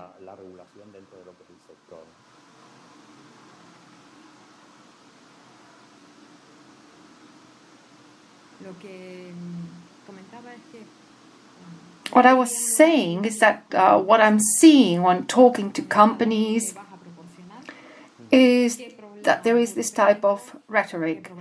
How many tons are you going to provide me with? What are the bureaucratic and legislative problems I'm likely to face? And what kind of algae are you offering that are not traditionally used? This is a major stumbling block for companies. You're right. We have the example I mentioned of the Bioasis Gran Canaria platform, where we had made an important effort to attract activities within the sector on the island of Gran Canaria and by extension the Canary Islands. And despite the interesting initiatives that promoted the development of the activity on the islands, we came up against a major limitation, which is the regulatory issue. For the application to obtain permits, the administrative procedures are complex and take a long time, precisely because there is no experience. The regulation is closely related to the development of agriculture, mainly animal farming, and so when you talk about algae, you ask for a permit to develop business activities within the production of algae, and the administrative procedures remain complex. From my point of view, and we are dealing with this in the framework of Innovalga, the aspect of the homogeneity of algae and regulation, we are realizing that in many regions of Europe, the same problems arise. That is to say that there is no clear regulation that allows the sector to develop smoothly, and we believe that this is an aspect that we will have to deal with seriously in the coming years. And as far as the novel food, novel feed regulation is concerned, the novel feed regulation provides a standard norm in Europe that everyone has to comply with, and although it is a complex regulation, it is quite clear, and we know that there are some examples related to both macro and microalgae production that are achieving this novel food certification. One example being Tetraselmis chewy, which has been incorporated into the novel food catalog in Europe. And this regulation is clear despite its complexity from a technical and economic point of view. In order to apply for a permit and to be included in this regulation, it is economically complex. Still, the regulation is clear. In the future, there will probably be a simplification of the novel feed regulation related to algae, because there are many projects and there are many possibilities associated with algae.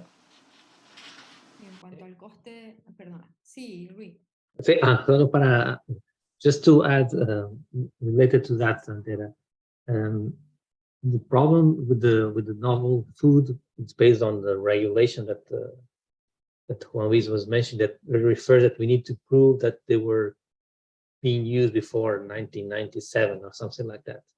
And that's particular critical for the microalgae, because it's difficult to prove that they were being used before that time in other areas.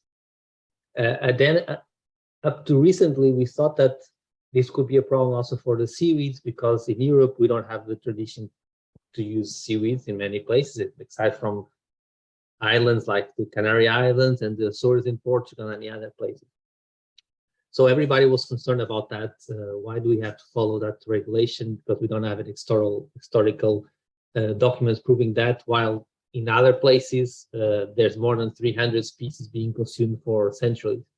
And the interpretation that I know now that it's given by the EU is that apparently the historical proof then don't have to come from European Union, from the European region. So if we can prove that seaweed, and this was an answer in one conference a couple of months ago that was posed to one of the officers from the EU, exactly because of that. They said, well, we don't exclude historical proofs of the seaweed being used in Japan. So if we can prove that it was being used in Japan, they are open to accept it also in here. And that alone opens the door for many other species of at least for seaweed, that could be easily introduced. The fact is that some of those species that were not part of the European list of approved species, they were already here because they were being imported from Asian countries. So at least for seaweeds, I think the problem will, for now, that will not be a strict problem, but it will be in the future, like we were doing before. We have thousands of species, and we have only a few hundred that we have historical records in Japan or in China or in Korea that have been used. If we want to use more and exploit more of the diversity, we need to expedite somehow this kind of process. And one thing is for food, another thing is for other applications, which should be, and it's part of being within European Union. All the regulations, it's important they are made, they are created with the objective of promoting or supporting the industry, but we must not forget that at least in the beginning, the effect will be the opposite. At least the immediate effect will be to slow down while people are adjusting to the regulations or not knowing what are the regulations. So hopefully in the future, the regulations, once they are in place, they will actually have that effect of promoting the industry. But in the beginning, they tend to be more an obstacle than a facilitator. The other day I was talking with a colleague from South Korea. We were discussing exactly about kind of regulations we have in place here, and he was saying, you know, if we had those regulations in place in Korea 40 or 50 years ago, the seaweed industry would not be what it is today. Now, I don't want to sound irresponsible. I don't mean that this would be like the Far West and everybody or the jungle. But the truth is that there's this trade-off between being in the front of concerns and regulations regarding food safety, regarding climate, and EU, it's usually in the forefront of these things. The trade-off is that all these industries that are new, they tend to have more obstacles to the implementation. Hopefully in the future will change. And I mean, in In Korea, they are now putting in place regulations regarding debris and waste from seaweed aquaculture. Of course, all those things are important, and you should have them in place. They should have them in place before. But the truth is that they didn't have them, and the industry developed very quickly, and now they are trying to put in place regulations. But those regulations are being created with the notion that an industry already exists, and they cannot afford to destroy that industry. So they are being in place in a realistic way, in a responsible way, and people will have to comply. Of course, they will have a few years to comply with those things, but they are being created and from zero adapted to that kind of activity. Not like when we were saying, we are doing sometimes in some countries in Europe, adapting the animal aquaculture regulations to seaweed aquaculture, or adapting other kinds of regulations to seaweed aquaculture. That's the tendency of that. I don't think it's the better way to do it. Completely agree with you. But that's where we are now. Hopefully, in the future will be better.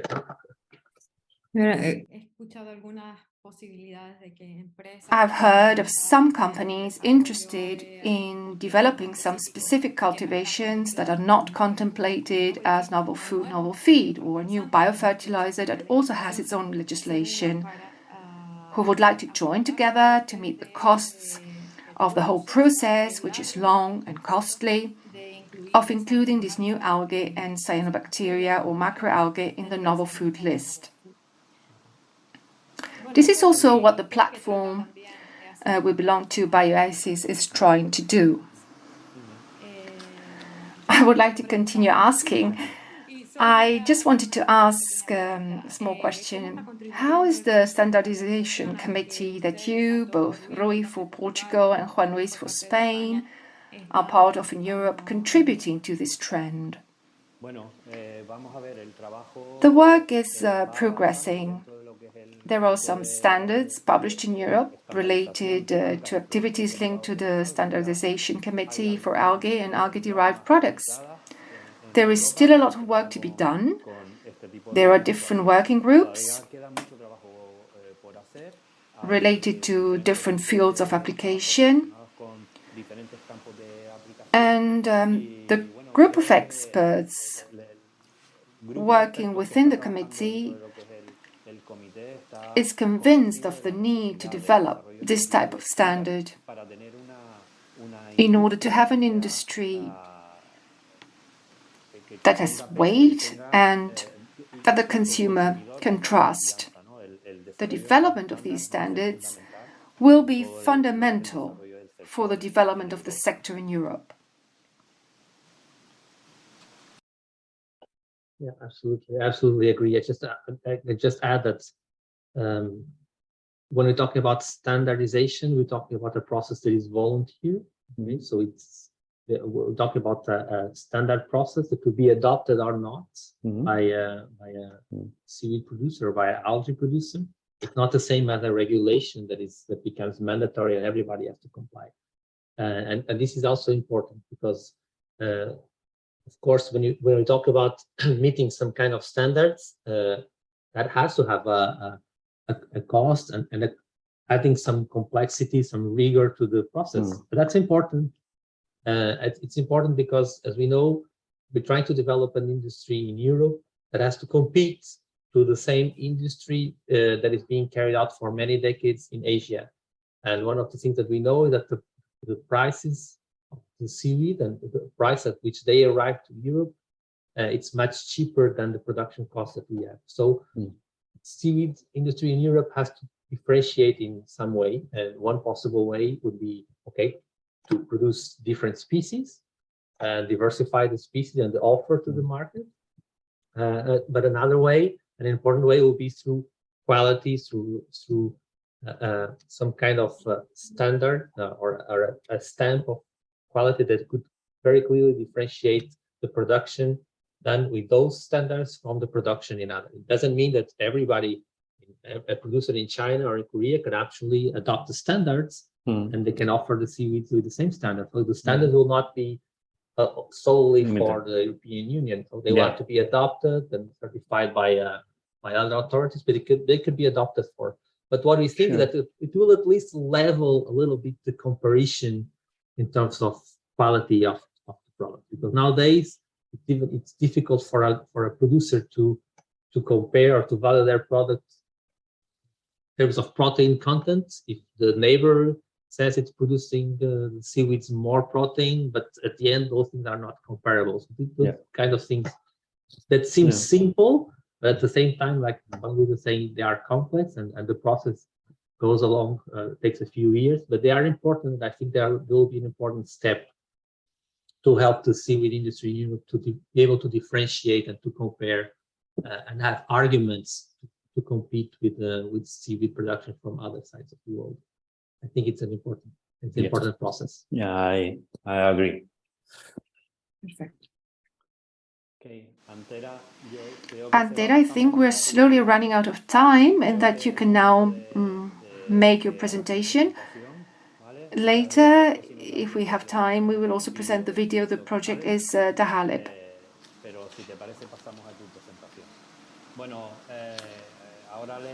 I would like to introduce my colleague, Antera Martel Quintana, who is the scientific director of the collection of the Spanish Bank of Algae, our curator and researcher at the University of Las Palmas de Gran Canaria in the field of applied phycology, with 30 years experience as a member also of the Institute of Oceanography and Global Change of the university, and is lead investigator for projects such as Rebecca Seaweed Project, the Rebecca CCT, Rebecca, as well as Interreg MAC projects. She is really an expert on algae biodiversity, and most of her work has been related to cyanobacteria and microalgae. But over the last few years, she's also worked on seaweeds, and I'm really grateful to be able to share these ideas with my colleague. She's going now to talk about the results and the objectives of the Rebecca Seaweed project.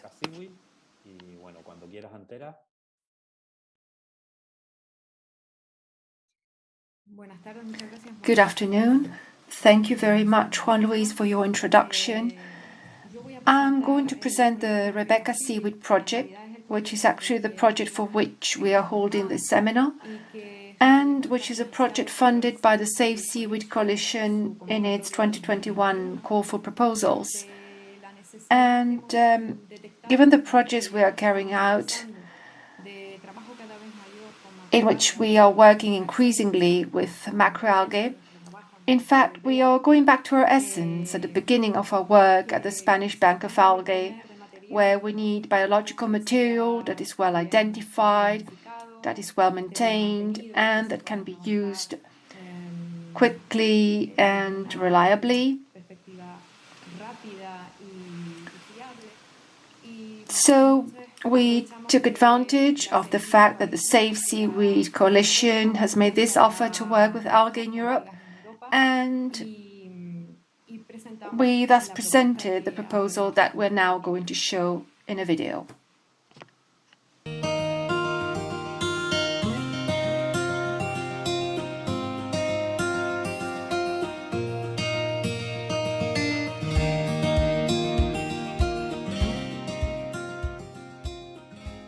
My name is Antera Martel. I'm the curator and the scientific director of the Spanish Bank of Agriculture Collection, BIA, at the University of Las Palmas de Gran Canaria.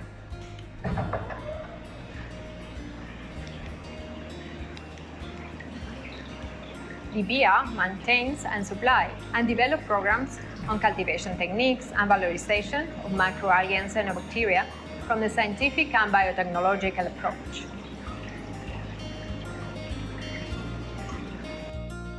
The BIA and the Bank of Algae and Cyanobacteria of Azores, BACA, at the University of Azores, both members of Rebecca, the Blue Biotech Network of the Macaronesia, present the project Rebecca Seaweed. The aim of Rebecca Seaweed is the establishment of a reference collection of seaweed from the Macaronesian region, within both collections, which enlarges the biological capital of the Rebecca network.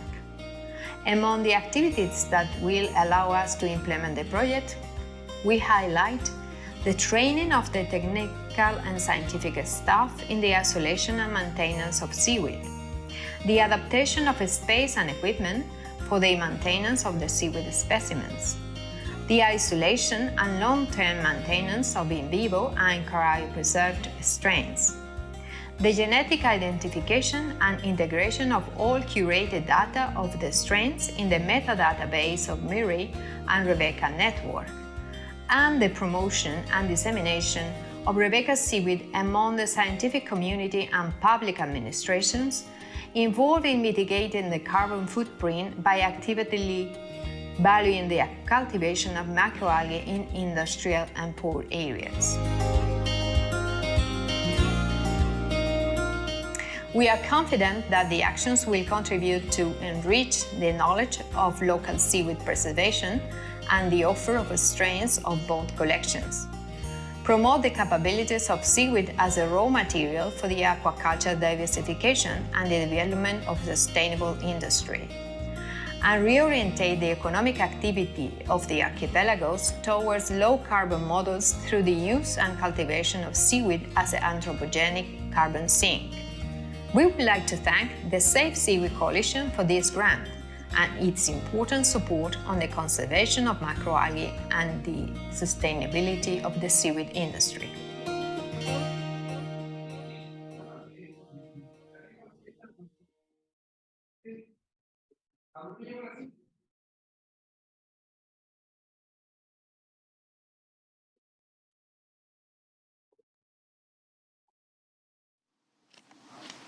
Thank you very much. This is the presentation we have of the project.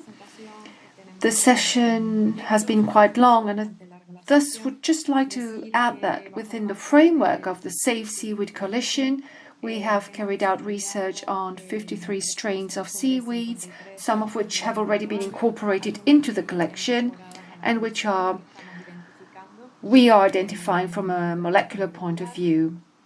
We are also developing several treatment and isolation initiatives, especially for larger seaweeds, and we have the support of the Alfred Wegener Institute, to which Mar Fernandez Mendez also belongs, and where in 2 weeks' time, staff from our laboratory will be attending a course on the isolation of reproductive cells. We would also like to thank SAMS, the algae culture collection in Oban, where some colleagues will also be attending a course on seaweeds from a commercial point of view. We would like to thank the whole team of the Spanish Bank of Algae and also the Bank of Algae and Cyanobacteria of the Azores, who have participated in this project and who have made this seminar possible. I thank them very much for their participation. You can always contact us by email. You can find more information on our website. And I would also like to thank our speakers who have kindly joined us to share their experience. This is the beginning of a series of webinars related to the Rebecca CCT project. This is the first webinar, and from January onwards we will start to offer you a program of webinars in which many more professionals are going to participate. Certainly as brilliant as those who have participated today. Juan Luis, do you want to add anything else?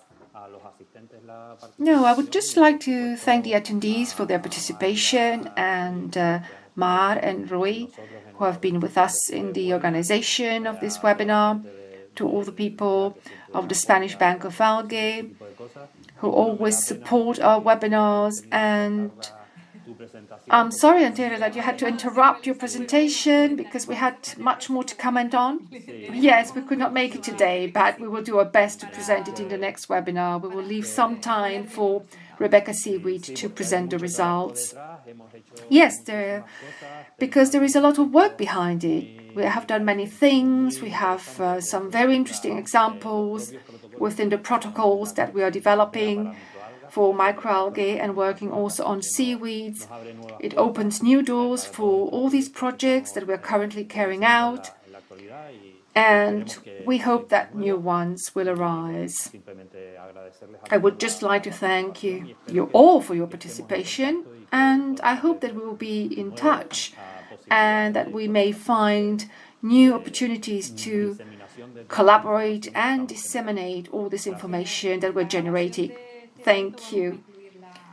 In the recording of this event, we're going to include the presentation and the video we have from the University of Tunis, which we have not seen, but I think it has been a very interesting day with a very rich debate, and I think it has been worthwhile. We will thus share it with you. We will send you an email with a link so that you can access all this information. Thank you very much to all of you who joined us today. Good afternoon. To conclude this seminar on cultivation and carbon sequestration organized within the framework of the actions carried out by the Rebecca Seaweed project, I will present the project's proposal and results.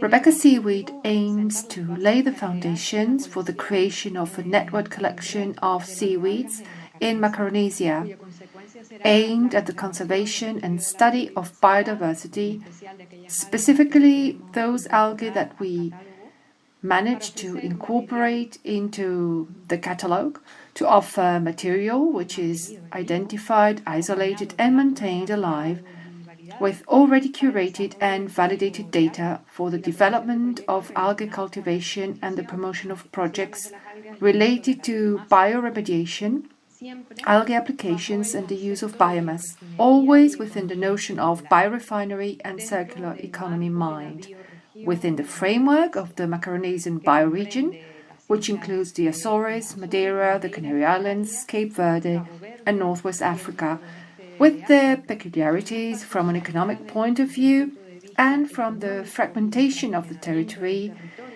which condition and make it fragile territories in a scenario of climate change.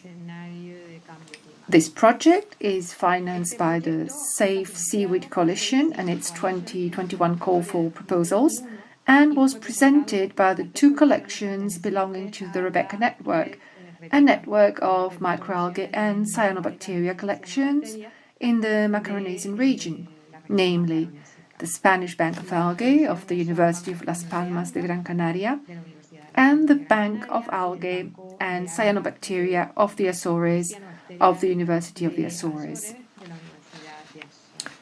In order for you to understand the framework and the objectives of the project, I'm going to present the proposal that was made to the Safe Seaweed Coalition and on which we have been working during 2022 through a video that I'm going to show you now.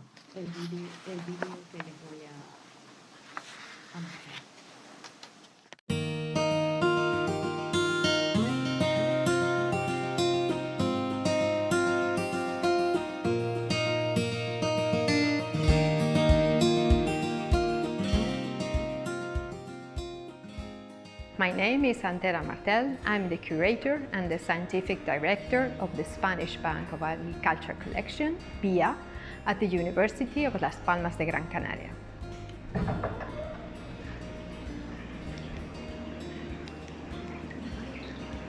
The BIA maintains and supplies and develops programs on cultivation techniques and valorization of microalgae and cyanobacteria from the scientific and biotechnological approach.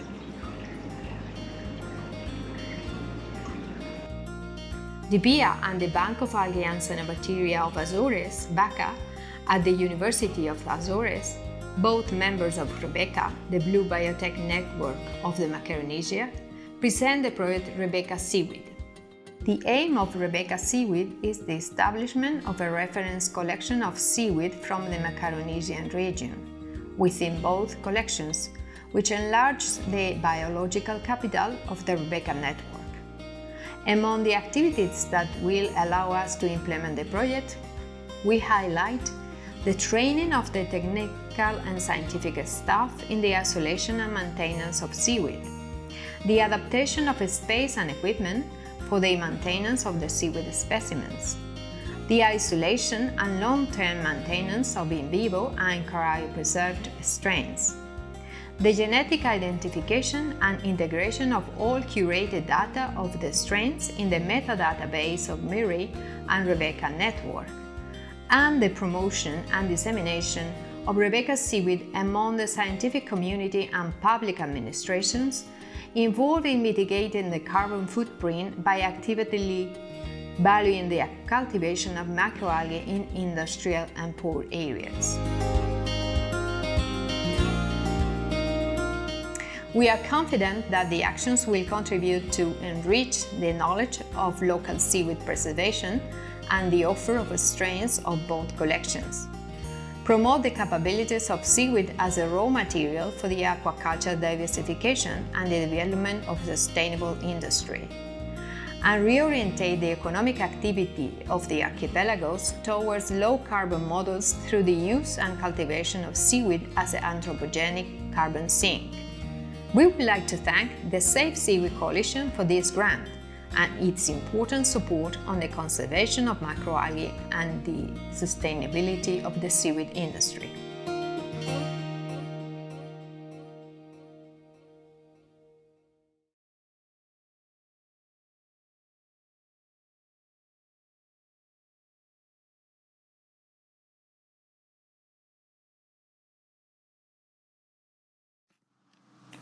This was the proposal that we presented to the Safe Seaweed Coalition, and these are the steps that we have taken to establish the Macaronesian seaweed collection.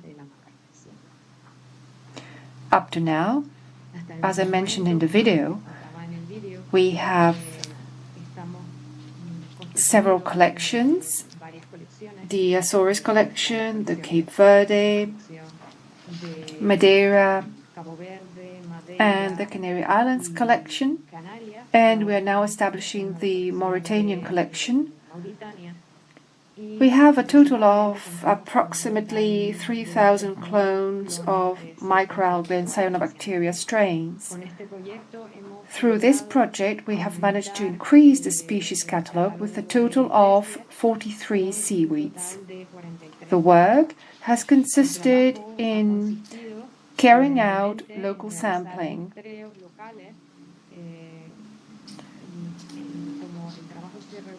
as the work is being carried out by the Azores and Canary Islands collections. We have initially focused on the Canary Islands archipelago and have taken samples of algae that may be of particular interest for some of the projects that we are developing jointly with companies, technological centers, and research groups. The work carried out after the collection of samples consisted of the mechanical cleaning and removal of epiphytes using antibiotics and germanium dioxide for the removal of diatoms. A very laborious job, thus requiring a long time to guarantee clean clones and avoid any contamination.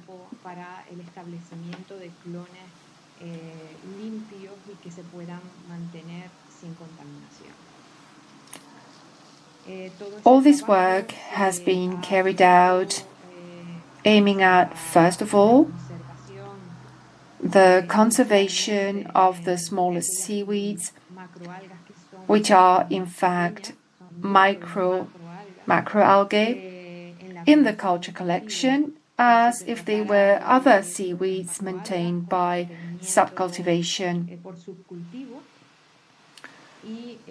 Those that have meant a greater workload for us are those that are seaweeds per se.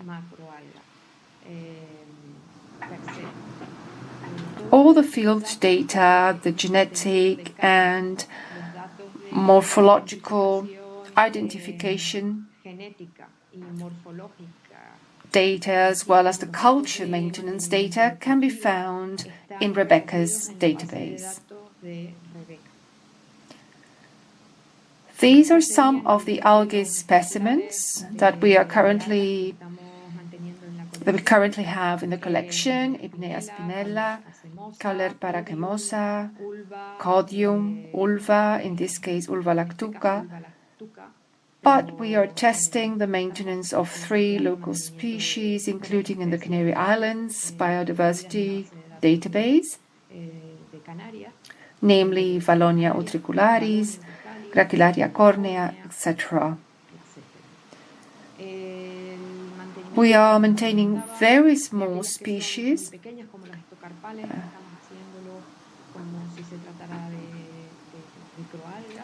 such as ectocarpels, as if they were microalgae by subculture kept in Erlenmeyer in a liquid medium.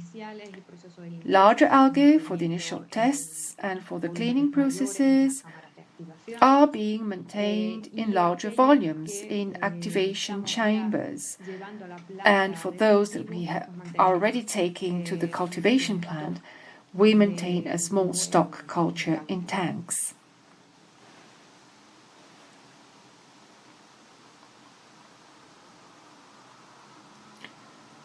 This would be, for example, the case of Ulva, and Juan Luis told us earlier that we were developing the Algarden project, and these are the inoculums. Seaweeds are then cultivated in tanks and subsequently on ropes that we take to the platform where we're going to evaluate their growth and the carbon capture process through the harvesting of the biomass, and carry out an evaluation of the carbon sequestration process.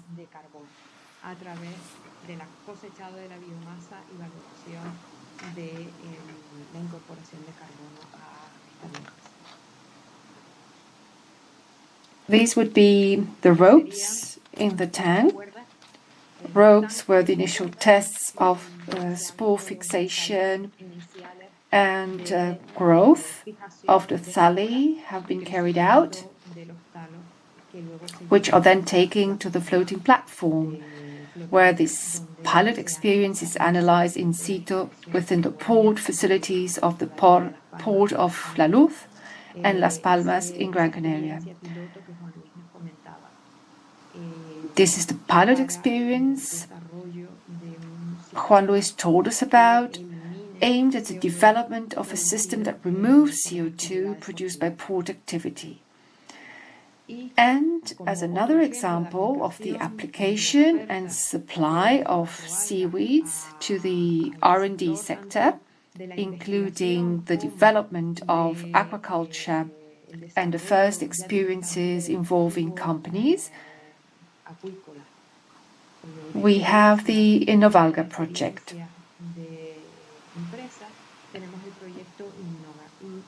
In this project, we are working with Caulerpa racemosa, Valonia, Ipnea, Alopitis, and Codium. The aim of this project, from a more commercial point of view, is to develop trials with algae that may be of economic interest for the development of products for food and feed, and also for environmentally friendly applications through the minimization of waste that may be generated by specific industries.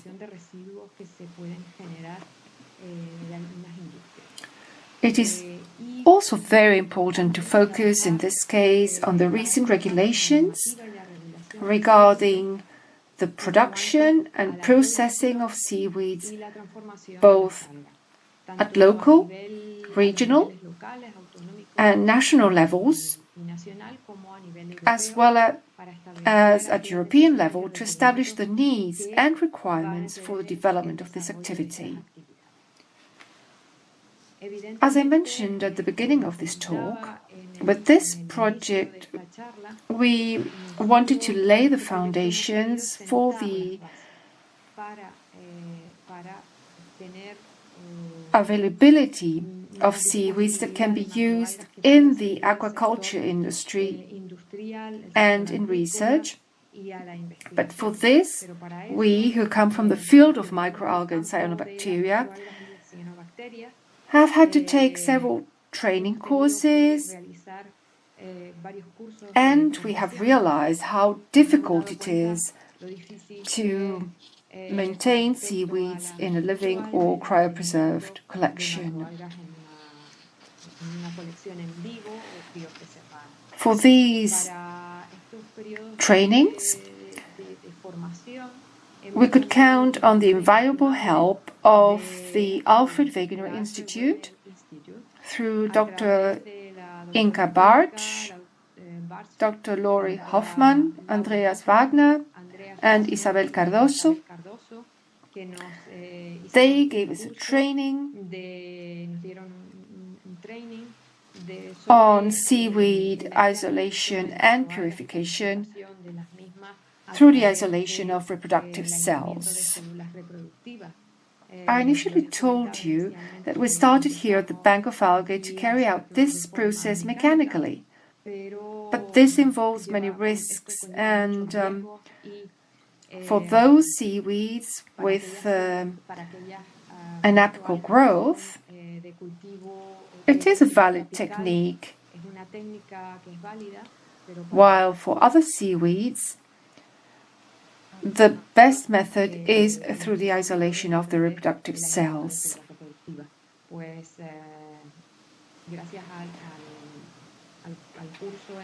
A training course was very kindly offered by our colleagues from the Alfred Wegener Institute, who also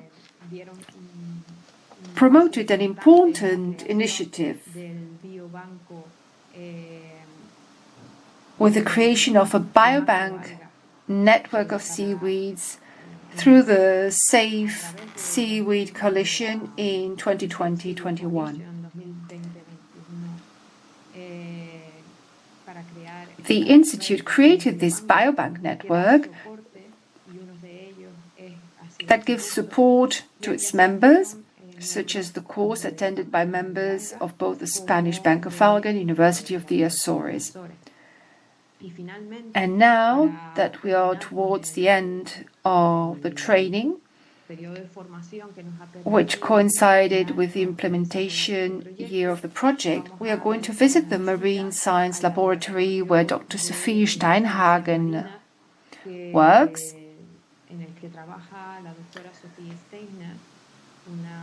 a researcher dedicated to the cultivation and development of products derived from ulva, and who is going to provide us with considerable support for both the collection and the Algarden project.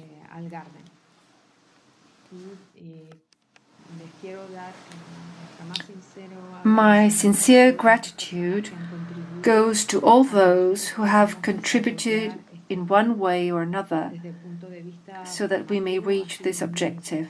And from a training point of view, it has been very important indeed. I would also like to thank my colleagues at the Spanish Bank of Algae and the Bank of Algae of the Azores for taking on this challenge, which has served as a starting point for carrying out very important work, especially now that Europe is ready to back algae produced in Europe. And also, given our biodiversity, we live in a bioregion that is a biodiversity hotspot. We should continue along the same line and make every effort to develop this source of wealth, considering our geographical and climatic characteristics. We must preserve it and take advantage of what biodiversity can offer to improve our quality of life. Thank you all very much for participating in this webinar, and I hope to see you in the following webinars. Given the positive response to this webinar, I hope that it will also be the case for the following talks that we will offer in the next Rebecca CCT webinars. I thus invite you to the next meeting. Looking forward to your participation. Thank you very much.